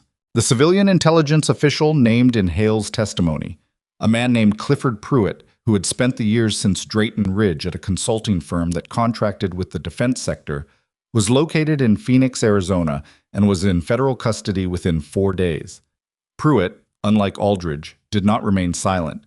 Pruitt talked at considerable length because Pruitt had spent 8 years being terrified of exactly this moment and had, somewhere in the intervening years, begun to understand that the weight of what he knew was not something he could carry indefinitely. His attorney negotiated a cooperation agreement. What Pruitt provided filled in the remaining gaps in the timeline and confirmed the decision chain that had led to the compressed evacuation window that killed Mira Vasek. It confirmed, in particular, that the decision had not been an operational miscalculation. It had been a deliberate choice made by people who valued a timeline over a life, and who had then spent 8 years ensuring that the documentation of that choice remained inaccessible. Emily's original report was formally entered into the evidentiary record, all 11 pages. The Federal Oversight Office that had received the certified mail copy 8 years ago confirmed receipt and confirmed that the document had been correctly filed, and that its failure to surface in any prior review was attributable to a classification routing that had been improperly applied, a finding that was admirably bureaucratic in its phrasing, and that implied, without stating, that the improper routing had not been accidental. A separate inquiry into the Oversight Office's records management procedures was initiated. Garrett Solis, the shooter, entered a guilty plea to 2 counts of attempted murder and 1 count of conspiracy in exchange for a cooperation agreement that provided additional testimony about Aldridge's network and the individuals who had been recruited into it over the years. He received a reduced sentence. Emily did not follow the specific terms of the agreement closely because Solis had spent 8 years as the mechanism by which other people's silence was enforced, and she found it difficult to assign him a simple role in the moral arithmetic of what had happened. He had done wrong things for complex reasons in circumstances that the sentencing framework was not designed to accommodate. She held that ambiguity without resolving it, because some ambiguities were not hers to resolve. Victor Hale's legal situation required its own category of resolution. A person officially listed as dead presented logistical challenges that the federal legal system handled with the specific creativity of institutions confronted with genuinely novel problems. His identity was formally restored. His status as a material witness provided temporary protection from liability questions about the years he had spent operating under false documentation. The long-term shape of his legal circumstances was a process that would take time, but it was a process moving in a direction rather than away from one, which was more than he'd had in years. He shook Emily's hand outside the federal field office on the day of his third debrief session. His grip was firm, and his eyes were tired in the specific way of someone whose life was being reassembled from components that didn't quite fit the same way they had before. "What are you going to do?" she asked. He thought about it seriously, which she appreciated. "I don't know yet. Something that doesn't require being dead." He paused. "Maybe something useful." "That's enough to start with," she said. The conversation with Mira Vasek's family happened on a Thursday morning through a secure video connection established by the State Department with the cooperation of appropriate authorities. Mira's sister was named Katerina. She was 38, with the kind of stillness in her face of someone who had been preparing for difficult information for a long time, without knowing exactly what form it would take. Two federal officials led the conversation, and Emily was present in the capacity she had requested. Not official, not instrumental, but there.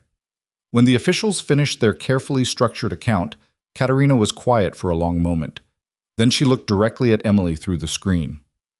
"You tried to tell people," Katerina said.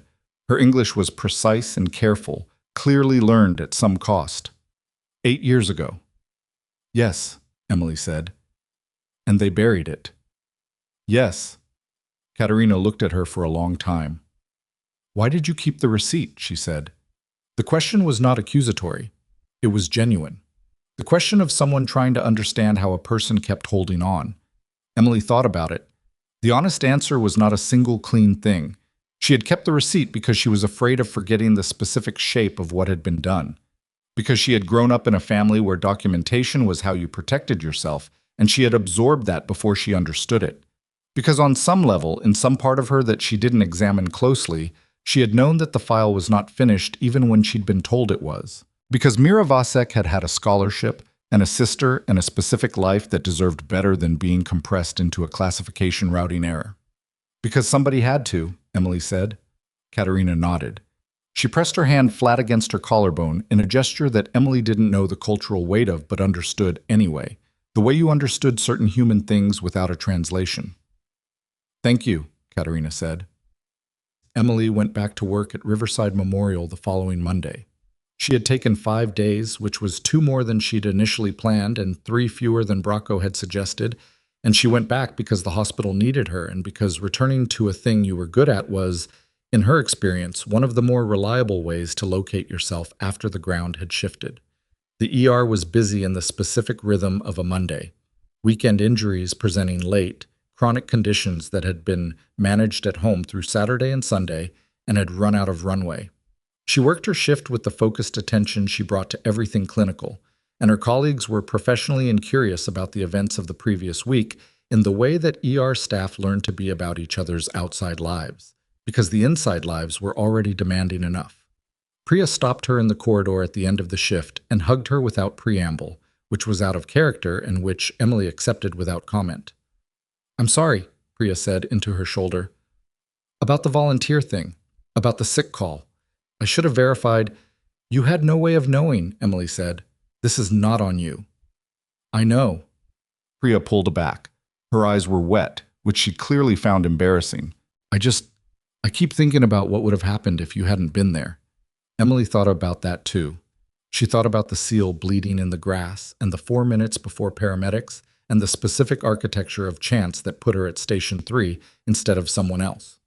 She didn't know what to do with that thought in any complete sense, so she held it the way she held most things, at arm's length, examined from a safe distance, acknowledged without being consumed by. "Someone would have done something," Emily said. It was not entirely true, but it was not entirely false, and Priya needed the version that was more true than false right now. 3 weeks after Callaway Field, Dana Kurds published her story. It ran first as a long-form piece on the regional news network's website, then was picked up nationally within 18 hours. Dana had done what she said she would do. She had built the correct version, not the exciting version. She had documented the investigation's findings, the charges filed, the institutional failures that had allowed a military report to disappear into an administrative archive for 8 years.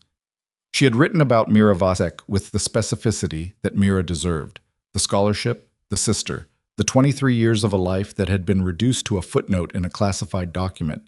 She had written about Emily without romanticizing her, which was the thing Emily had most feared and which Dana had most carefully avoided. The piece described a nurse who had served in a classified military capacity, who had filed a report that was buried, who had spent 6 years working in a hospital in Montana, and who had spent a morning at a public ceremony doing the thing she had always done, moving toward the problem instead of away from it. Dana had called Emily the night before publication. "I'm giving you the chance to read it before it goes up," Dana said. "If there's anything factually wrong, tell me now." Emily read it on her phone, standing in her kitchen with the overdue plant properly watered on the windowsill. She read it twice. There were 2 places where the phrasing was more heroic than she would have chosen. She flagged them. Dana revised them. What remained was clean and accurate and treated a complicated thing with the specific respect of someone who had understood that complication was not the enemy of truth. "Thank you," Emily said. "Don't thank me," Dana said. "You gave me the correct version. I just put it in order." The national attention that followed was uncomfortable in ways Emily had anticipated and in ways she had not. The anticipated discomfort was the exposure, the requests for interviews she mostly declined, the online attention that required no participation from her to occur, the recognition in public spaces that she navigated by moving efficiently and not making eye contact. The unanticipated discomfort was the volume of correspondence that arrived through the hospital's administrative office, from people who had their own buried reports, and their own disappeared documentation, and their own receipts kept in safety deposit boxes and kitchen drawers and email archives, people who had spent years being told that what they documented was not sufficient, that the process had been followed, that the right people had reviewed it and found it consistent with parameters. She read every letter. She could not respond to all of them. She responded to the ones where she had something specific and useful to say, and she forwarded several to Polk, who had a different capacity for institutional action, and she sat with the weight of the rest of them and let it be heavy, because making it lighter would have required pretending it was not what it was. 6 weeks after Callaway Field, Halverson called. He asked if she would consider coming to a meeting in Washington.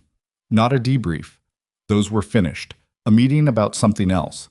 She asked what, and he was careful in the way of someone who had been asked to be careful about how he framed it, which told her the conversation had been considered from several directions before he made the call. "There's a gap," he said, "in how we train combat medical personnel for joint operations. Not in the technical curriculum, in the decision architecture.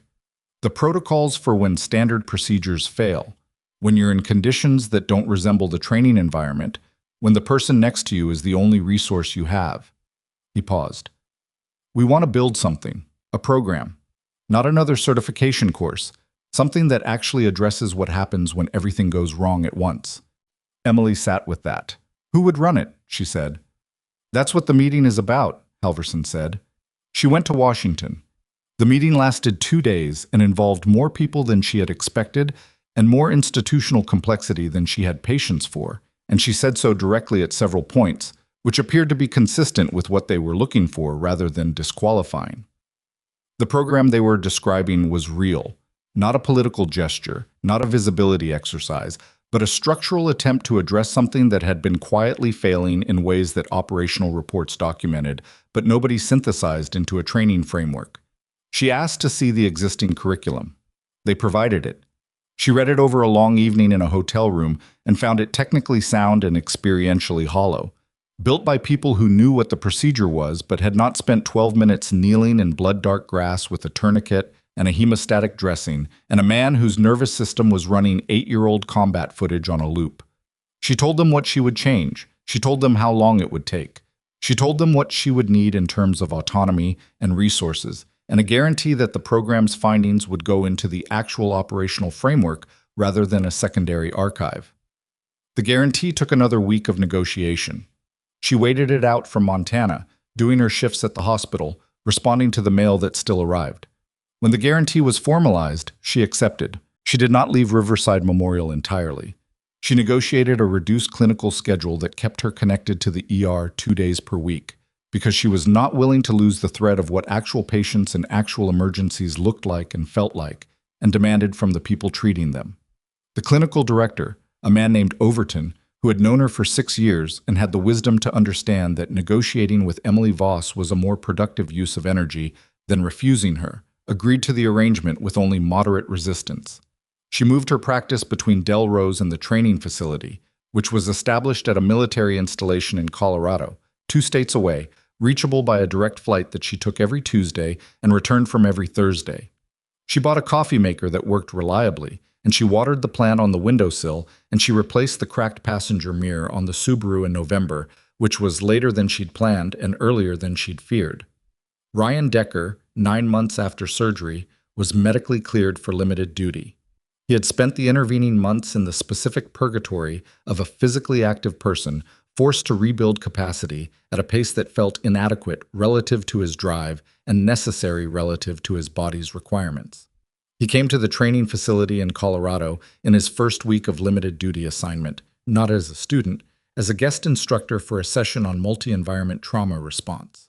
He walked into the room with a slight asymmetry in his gait that he would probably always carry, and he stood in front of 23 combat medical trainees and talked about the day on Callaway Field with the directness of someone who had decided that the useful version of his experience was the honest version. He talked about the gunshot. He talked about the flashback. He talked about the specific disorienting experience of being in crisis and having someone appear who knew the right words to reach past the crisis and find the person underneath it. He talked about what it meant to be saved by someone who had already saved him once before, on a different field, under a different sky, and who had spent the years between the 2 occasions being treated as if neither moment had mattered. Emily stood at the back of the room and listened. She had told him he didn't need to include her in the presentation.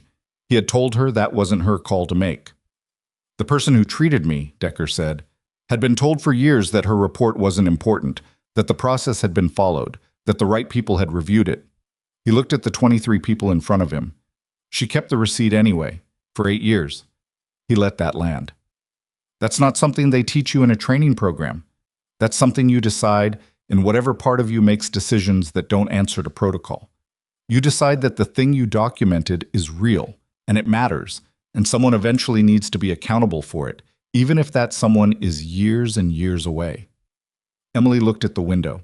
The Colorado sky was clear and very blue, and the mountains were the kind of visible that they only got in autumn, when the air thinned out and the distance compressed. At the Harwick Valley Armed Forces commemoration the following year, a different coordinator, tighter security, a ceremony that moved forward because public commemorations did not stop because they had been disrupted, because stopping would have given the disruption a weight it hadn't earned. Emily stood on the stage. Not because she had sought it. She had specifically requested not to be the focus of any public ceremony element, and that request had been noted and then respectfully declined by the Harwick Valley Committee, who understood her position and had decided that understanding it was not the same as accommodating it. She received a national commendation for extraordinary civilian service under duress. The citation was read by a Navy officer she had not met before, in language that was official and precise and that managed, despite those constraints, to say something true. The audience, 2,000 people again, the same field, the same September light, rose before the citation was finished, which she had not anticipated and which she did not know what to do with for approximately 3 seconds, which was 3 seconds longer than she liked to not know what to do with things. She stood at the podium afterward and looked at the crowd for a moment without speaking, and the silence was the kind that comes when a large group of people has decided collectively to stop moving. She had been asked to prepare brief remarks. She had prepared them. She had also, standing here now, decided not to use them, because the prepared remarks were about what had happened and what she wanted to talk about was something adjacent but different. I kept a piece of paper for 8 years, she said, a certified mail receipt. It was proof that a report existed, that I'd tried to put the truth somewhere official, somewhere with a timestamp and a confirmation number. She paused. I kept it because I didn't trust that the official system would keep it for me. I was right about that. Another pause. I'm not saying that to indict the system. I'm saying it because I think a lot of people in rooms and offices and hospital corridors and fields a long way from any commemoration are holding their own versions of that receipt, are carrying the documentation of something that was told to them is over, is handled, is consistent with parameters. She looked out at the crowd, which had gone very still. It is not over. It is not handled. Keep the receipt. Because the people who buried the truth are not counting on your persistence. They are counting on your exhaustion. And exhaustion is a reasonable response to what they put you through, but it is not the only response. She stopped there. She had more, and she chose not to say it, because the most she had ever been able to say was the most she stopped before saying too much. The crowd rose again. She stood in the sound of it and let it be what it was. Not validation, not vindication, but something simpler and harder than either of those things. The recognition that a thing which had been done in a room full of people with institutional authority and every reason to bury it had not, in the end, stayed buried. She walked off the stage. Decker was standing at the side in uniform, his gait slightly asymmetrical, his expression composed in the way of someone who had learned to be composed about things that cost him something. "Good speech," he said. "I didn't use the prepared one." "I know. It was better." She almost smiled. "Don't push it." She drove home that afternoon through the Montana mountains in the Subaru with the properly replaced mirror and the heat on low, because October in Delrose had its own ideas about temperature. And she thought about Mira Vasek, who had studied linguistics and had a sister and a scholarship in 23 years of a life that had been diminished to a footnote. And then, slowly, painstakingly, with receipts and testimony, and 8 years of a woman refusing to let it disappear, had been restored to the weight it had always carried.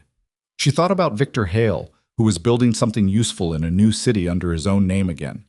She thought about the 23 trainees in a room in Colorado, learning the decision architecture of what to do when everything went wrong at once. She thought about the person who would sit at Station 3 at the next public ceremony, whoever they were, with whatever they had in their kit, and the fact that what they carried into that space mattered enormously, and that someone, somewhere, had spent the last year trying to ensure that they were more prepared than she had been allowed to be.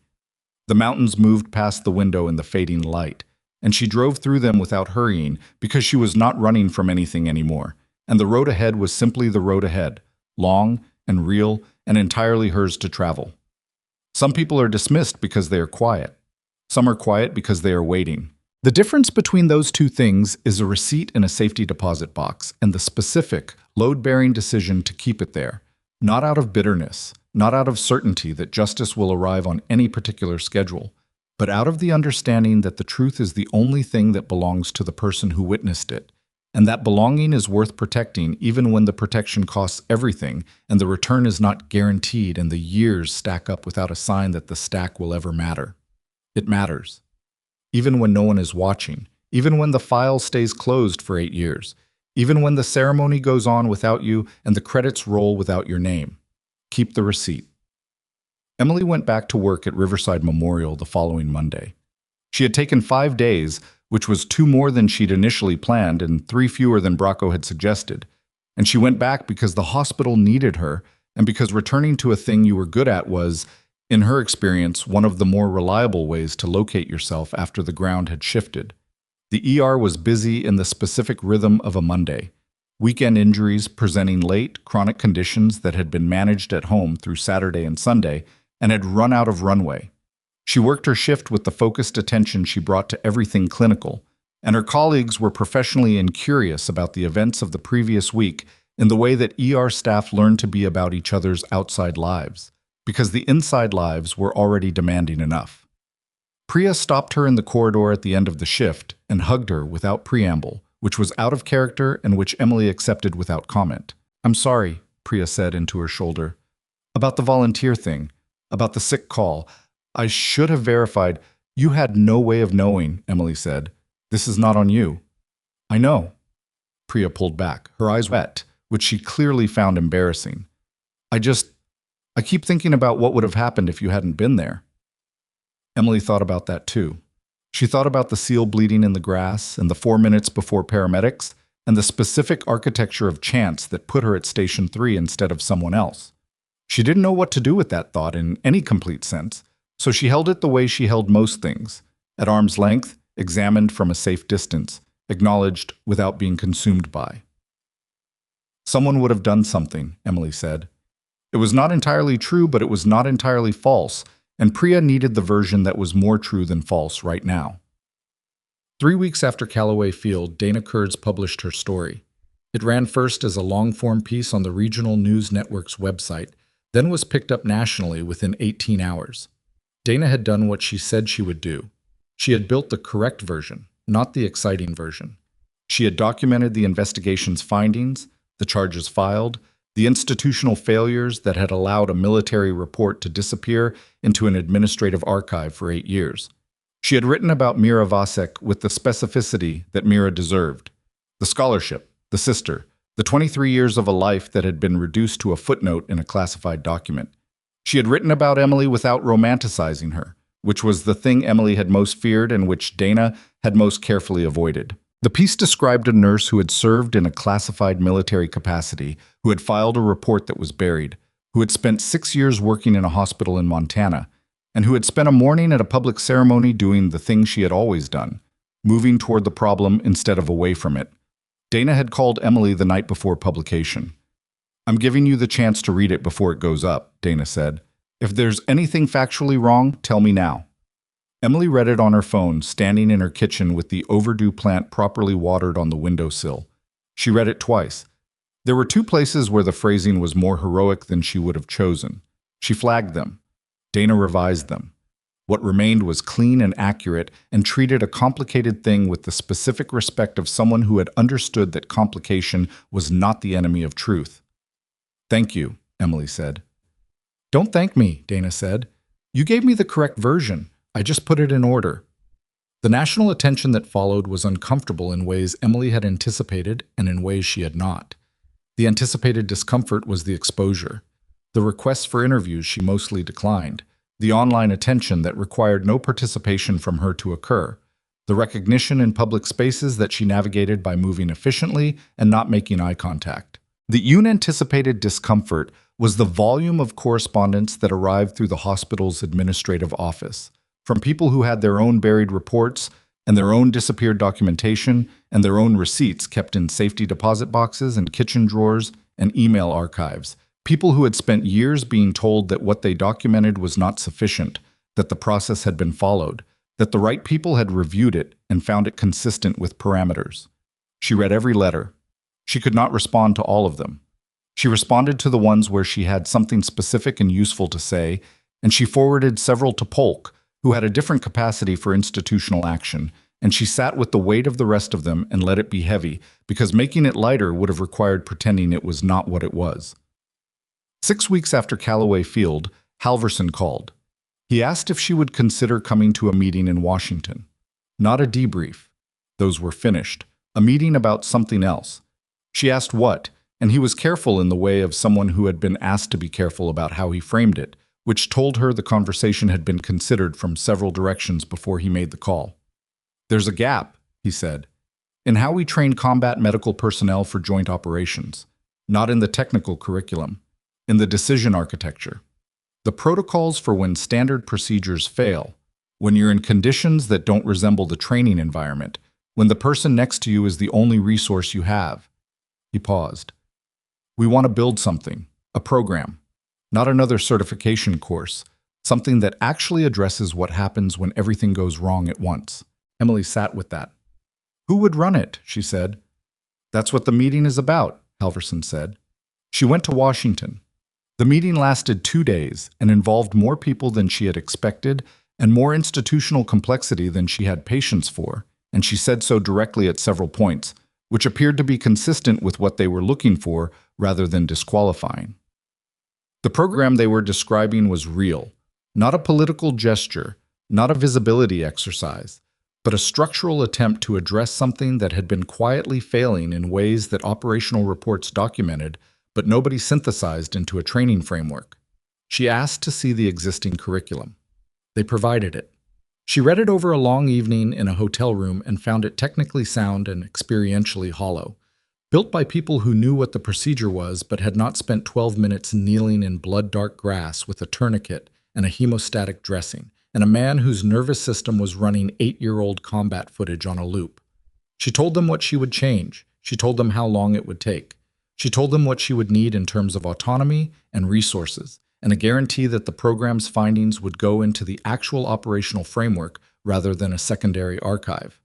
The guarantee took another week of negotiation. She waited it out from Montana, doing her shifts at the hospital, responding to the mail that still arrived. When the guarantee was formalized, she accepted. She did not leave Riverside Memorial entirely.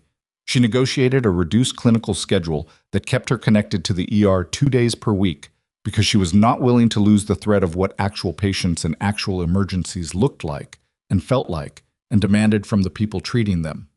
The clinical director, a man named Overton, who had known her for 6 years and had the wisdom to understand that negotiating with Emily Voss was a more productive use of energy than refusing her, agreed to the arrangement with only moderate resistance.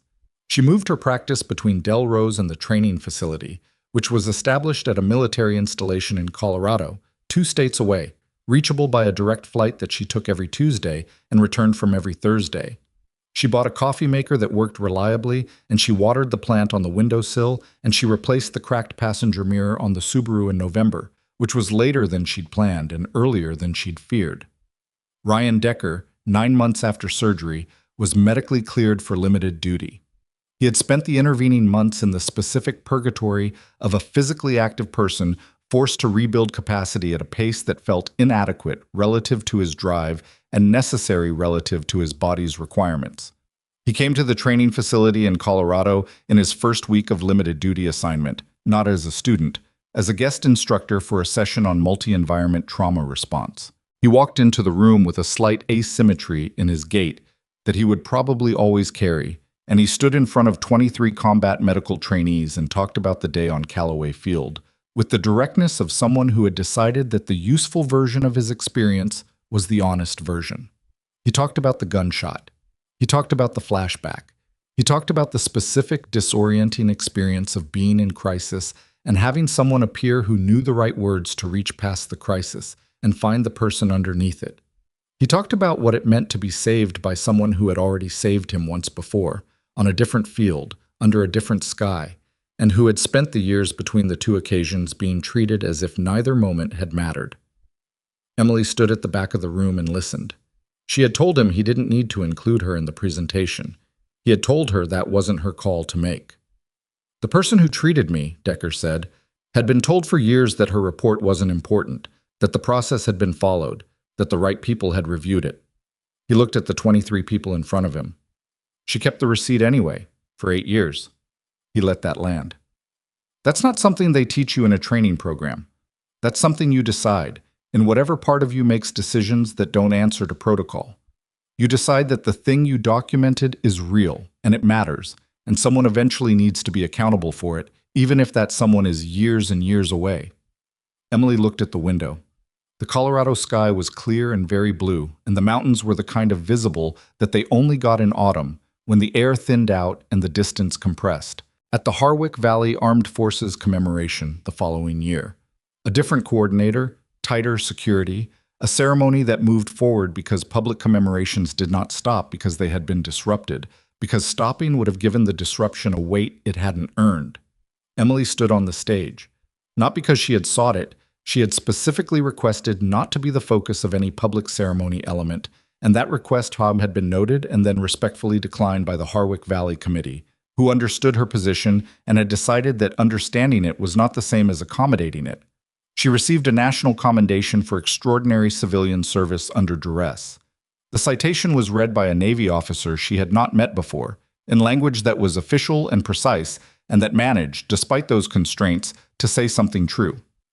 The audience, 2,000 people again, the same field, the same September light, rose before the citation was finished, which she had not anticipated and which she did not know what to do with for approximately 3 seconds, which was 3 seconds longer than she liked to not know what to do with things. She stood at the podium afterward and looked at the crowd for a moment without speaking, and the silence was the kind that comes when a large group of people has decided collectively to stop moving. She had been asked to prepare brief remarks. She had prepared them. She had also, standing here now, decided not to use them, because the prepared remarks were about what had happened and what she wanted to talk about was something adjacent but different. I kept a piece of paper for 8 years, she said, a certified mail receipt. It was proof that a report existed, that I'd tried to put the truth somewhere official, somewhere with a timestamp and a confirmation number. She paused. I kept it because I didn't trust that the official system would keep it for me. I was right about that. Another pause. I'm not saying that to indict the system. I'm saying it because I think a lot of people in rooms and offices and hospital corridors and fields, a long way from any commemoration, are holding their own versions of that receipt, are carrying the documentation of something that was told to them is over, is handled, is consistent with parameters. She looked out at the crowd, which had gone very still. Is not over. It is not handled. Keep the receipt, because the people who buried the truth are not counting on your persistence. They're counting on your exhaustion. And exhaustion is a reasonable response to what they put you through, but it is not the only response. She stopped there. She had more and she chose not to say it, because the most she had ever been able to say was the most she stopped before saying too much. The crowd rose again. She stood in the sound of it and let it be what it was. Not validation, not vindication, but something simpler and harder than either of those things. The recognition that a thing which had been done in a room full of people with institutional authority and every reason to bury it had not, in the end, stayed buried. She walked off the stage. Decker was standing at the side, in uniform, his gait slightly asymmetrical, his expression composed in the way of someone who had learned to be composed about things that cost him something. "Good speech," he said. "I didn't use the prepared one." "I know. It was better." She almost smiled. "Don't push it." She drove home that afternoon through the Montana mountains in the Subaru with the properly replaced mirror and the heat on low, because October in Delrose had its own ideas about temperature. And she thought about Mira Vasek, who had studied linguistics and had a sister and a scholarship and 23 years of a life that had been diminished to a footnote. And then, slowly, painstakingly, with receipts and testimony and 8 years of a woman refusing to let it disappear, had been restored to the weight it had always carried. She thought about Victor Hale, who was building something useful in a new city under his own name again. She thought about the 23 trainees in a room in Colorado, learning the decision architecture of what to do when everything went wrong at once. She thought about the person who would sit at Station 3 at the next public ceremony, whoever they were, with whatever they had in their kit, and the fact that what they carried into that space mattered enormously, and that someone, somewhere, had spent the last year trying to ensure that they were more prepared than she had been allowed to be. The mountains moved past the window in the fading light, and she drove through them without hurrying, because she was not running from anything anymore. And the road ahead was simply the road ahead, long and real and entirely hers to travel. Some people are dismissed because they are quiet. Some are quiet because they are waiting. The difference between those two things is a receipt in a safety deposit box and the specific, load-bearing decision to keep it there. Not out of bitterness, not out of certainty that justice will arrive on any particular schedule, but out of the understanding that the truth is the only thing that belongs to the person who witnessed it, and that belonging is worth protecting even when the protection costs everything and the return is not guaranteed and the years stack up without a sign that the stack will ever matter. It matters. Even when no one is watching, even when the file stays closed for 8 years, even when the ceremony goes on without you and the credits roll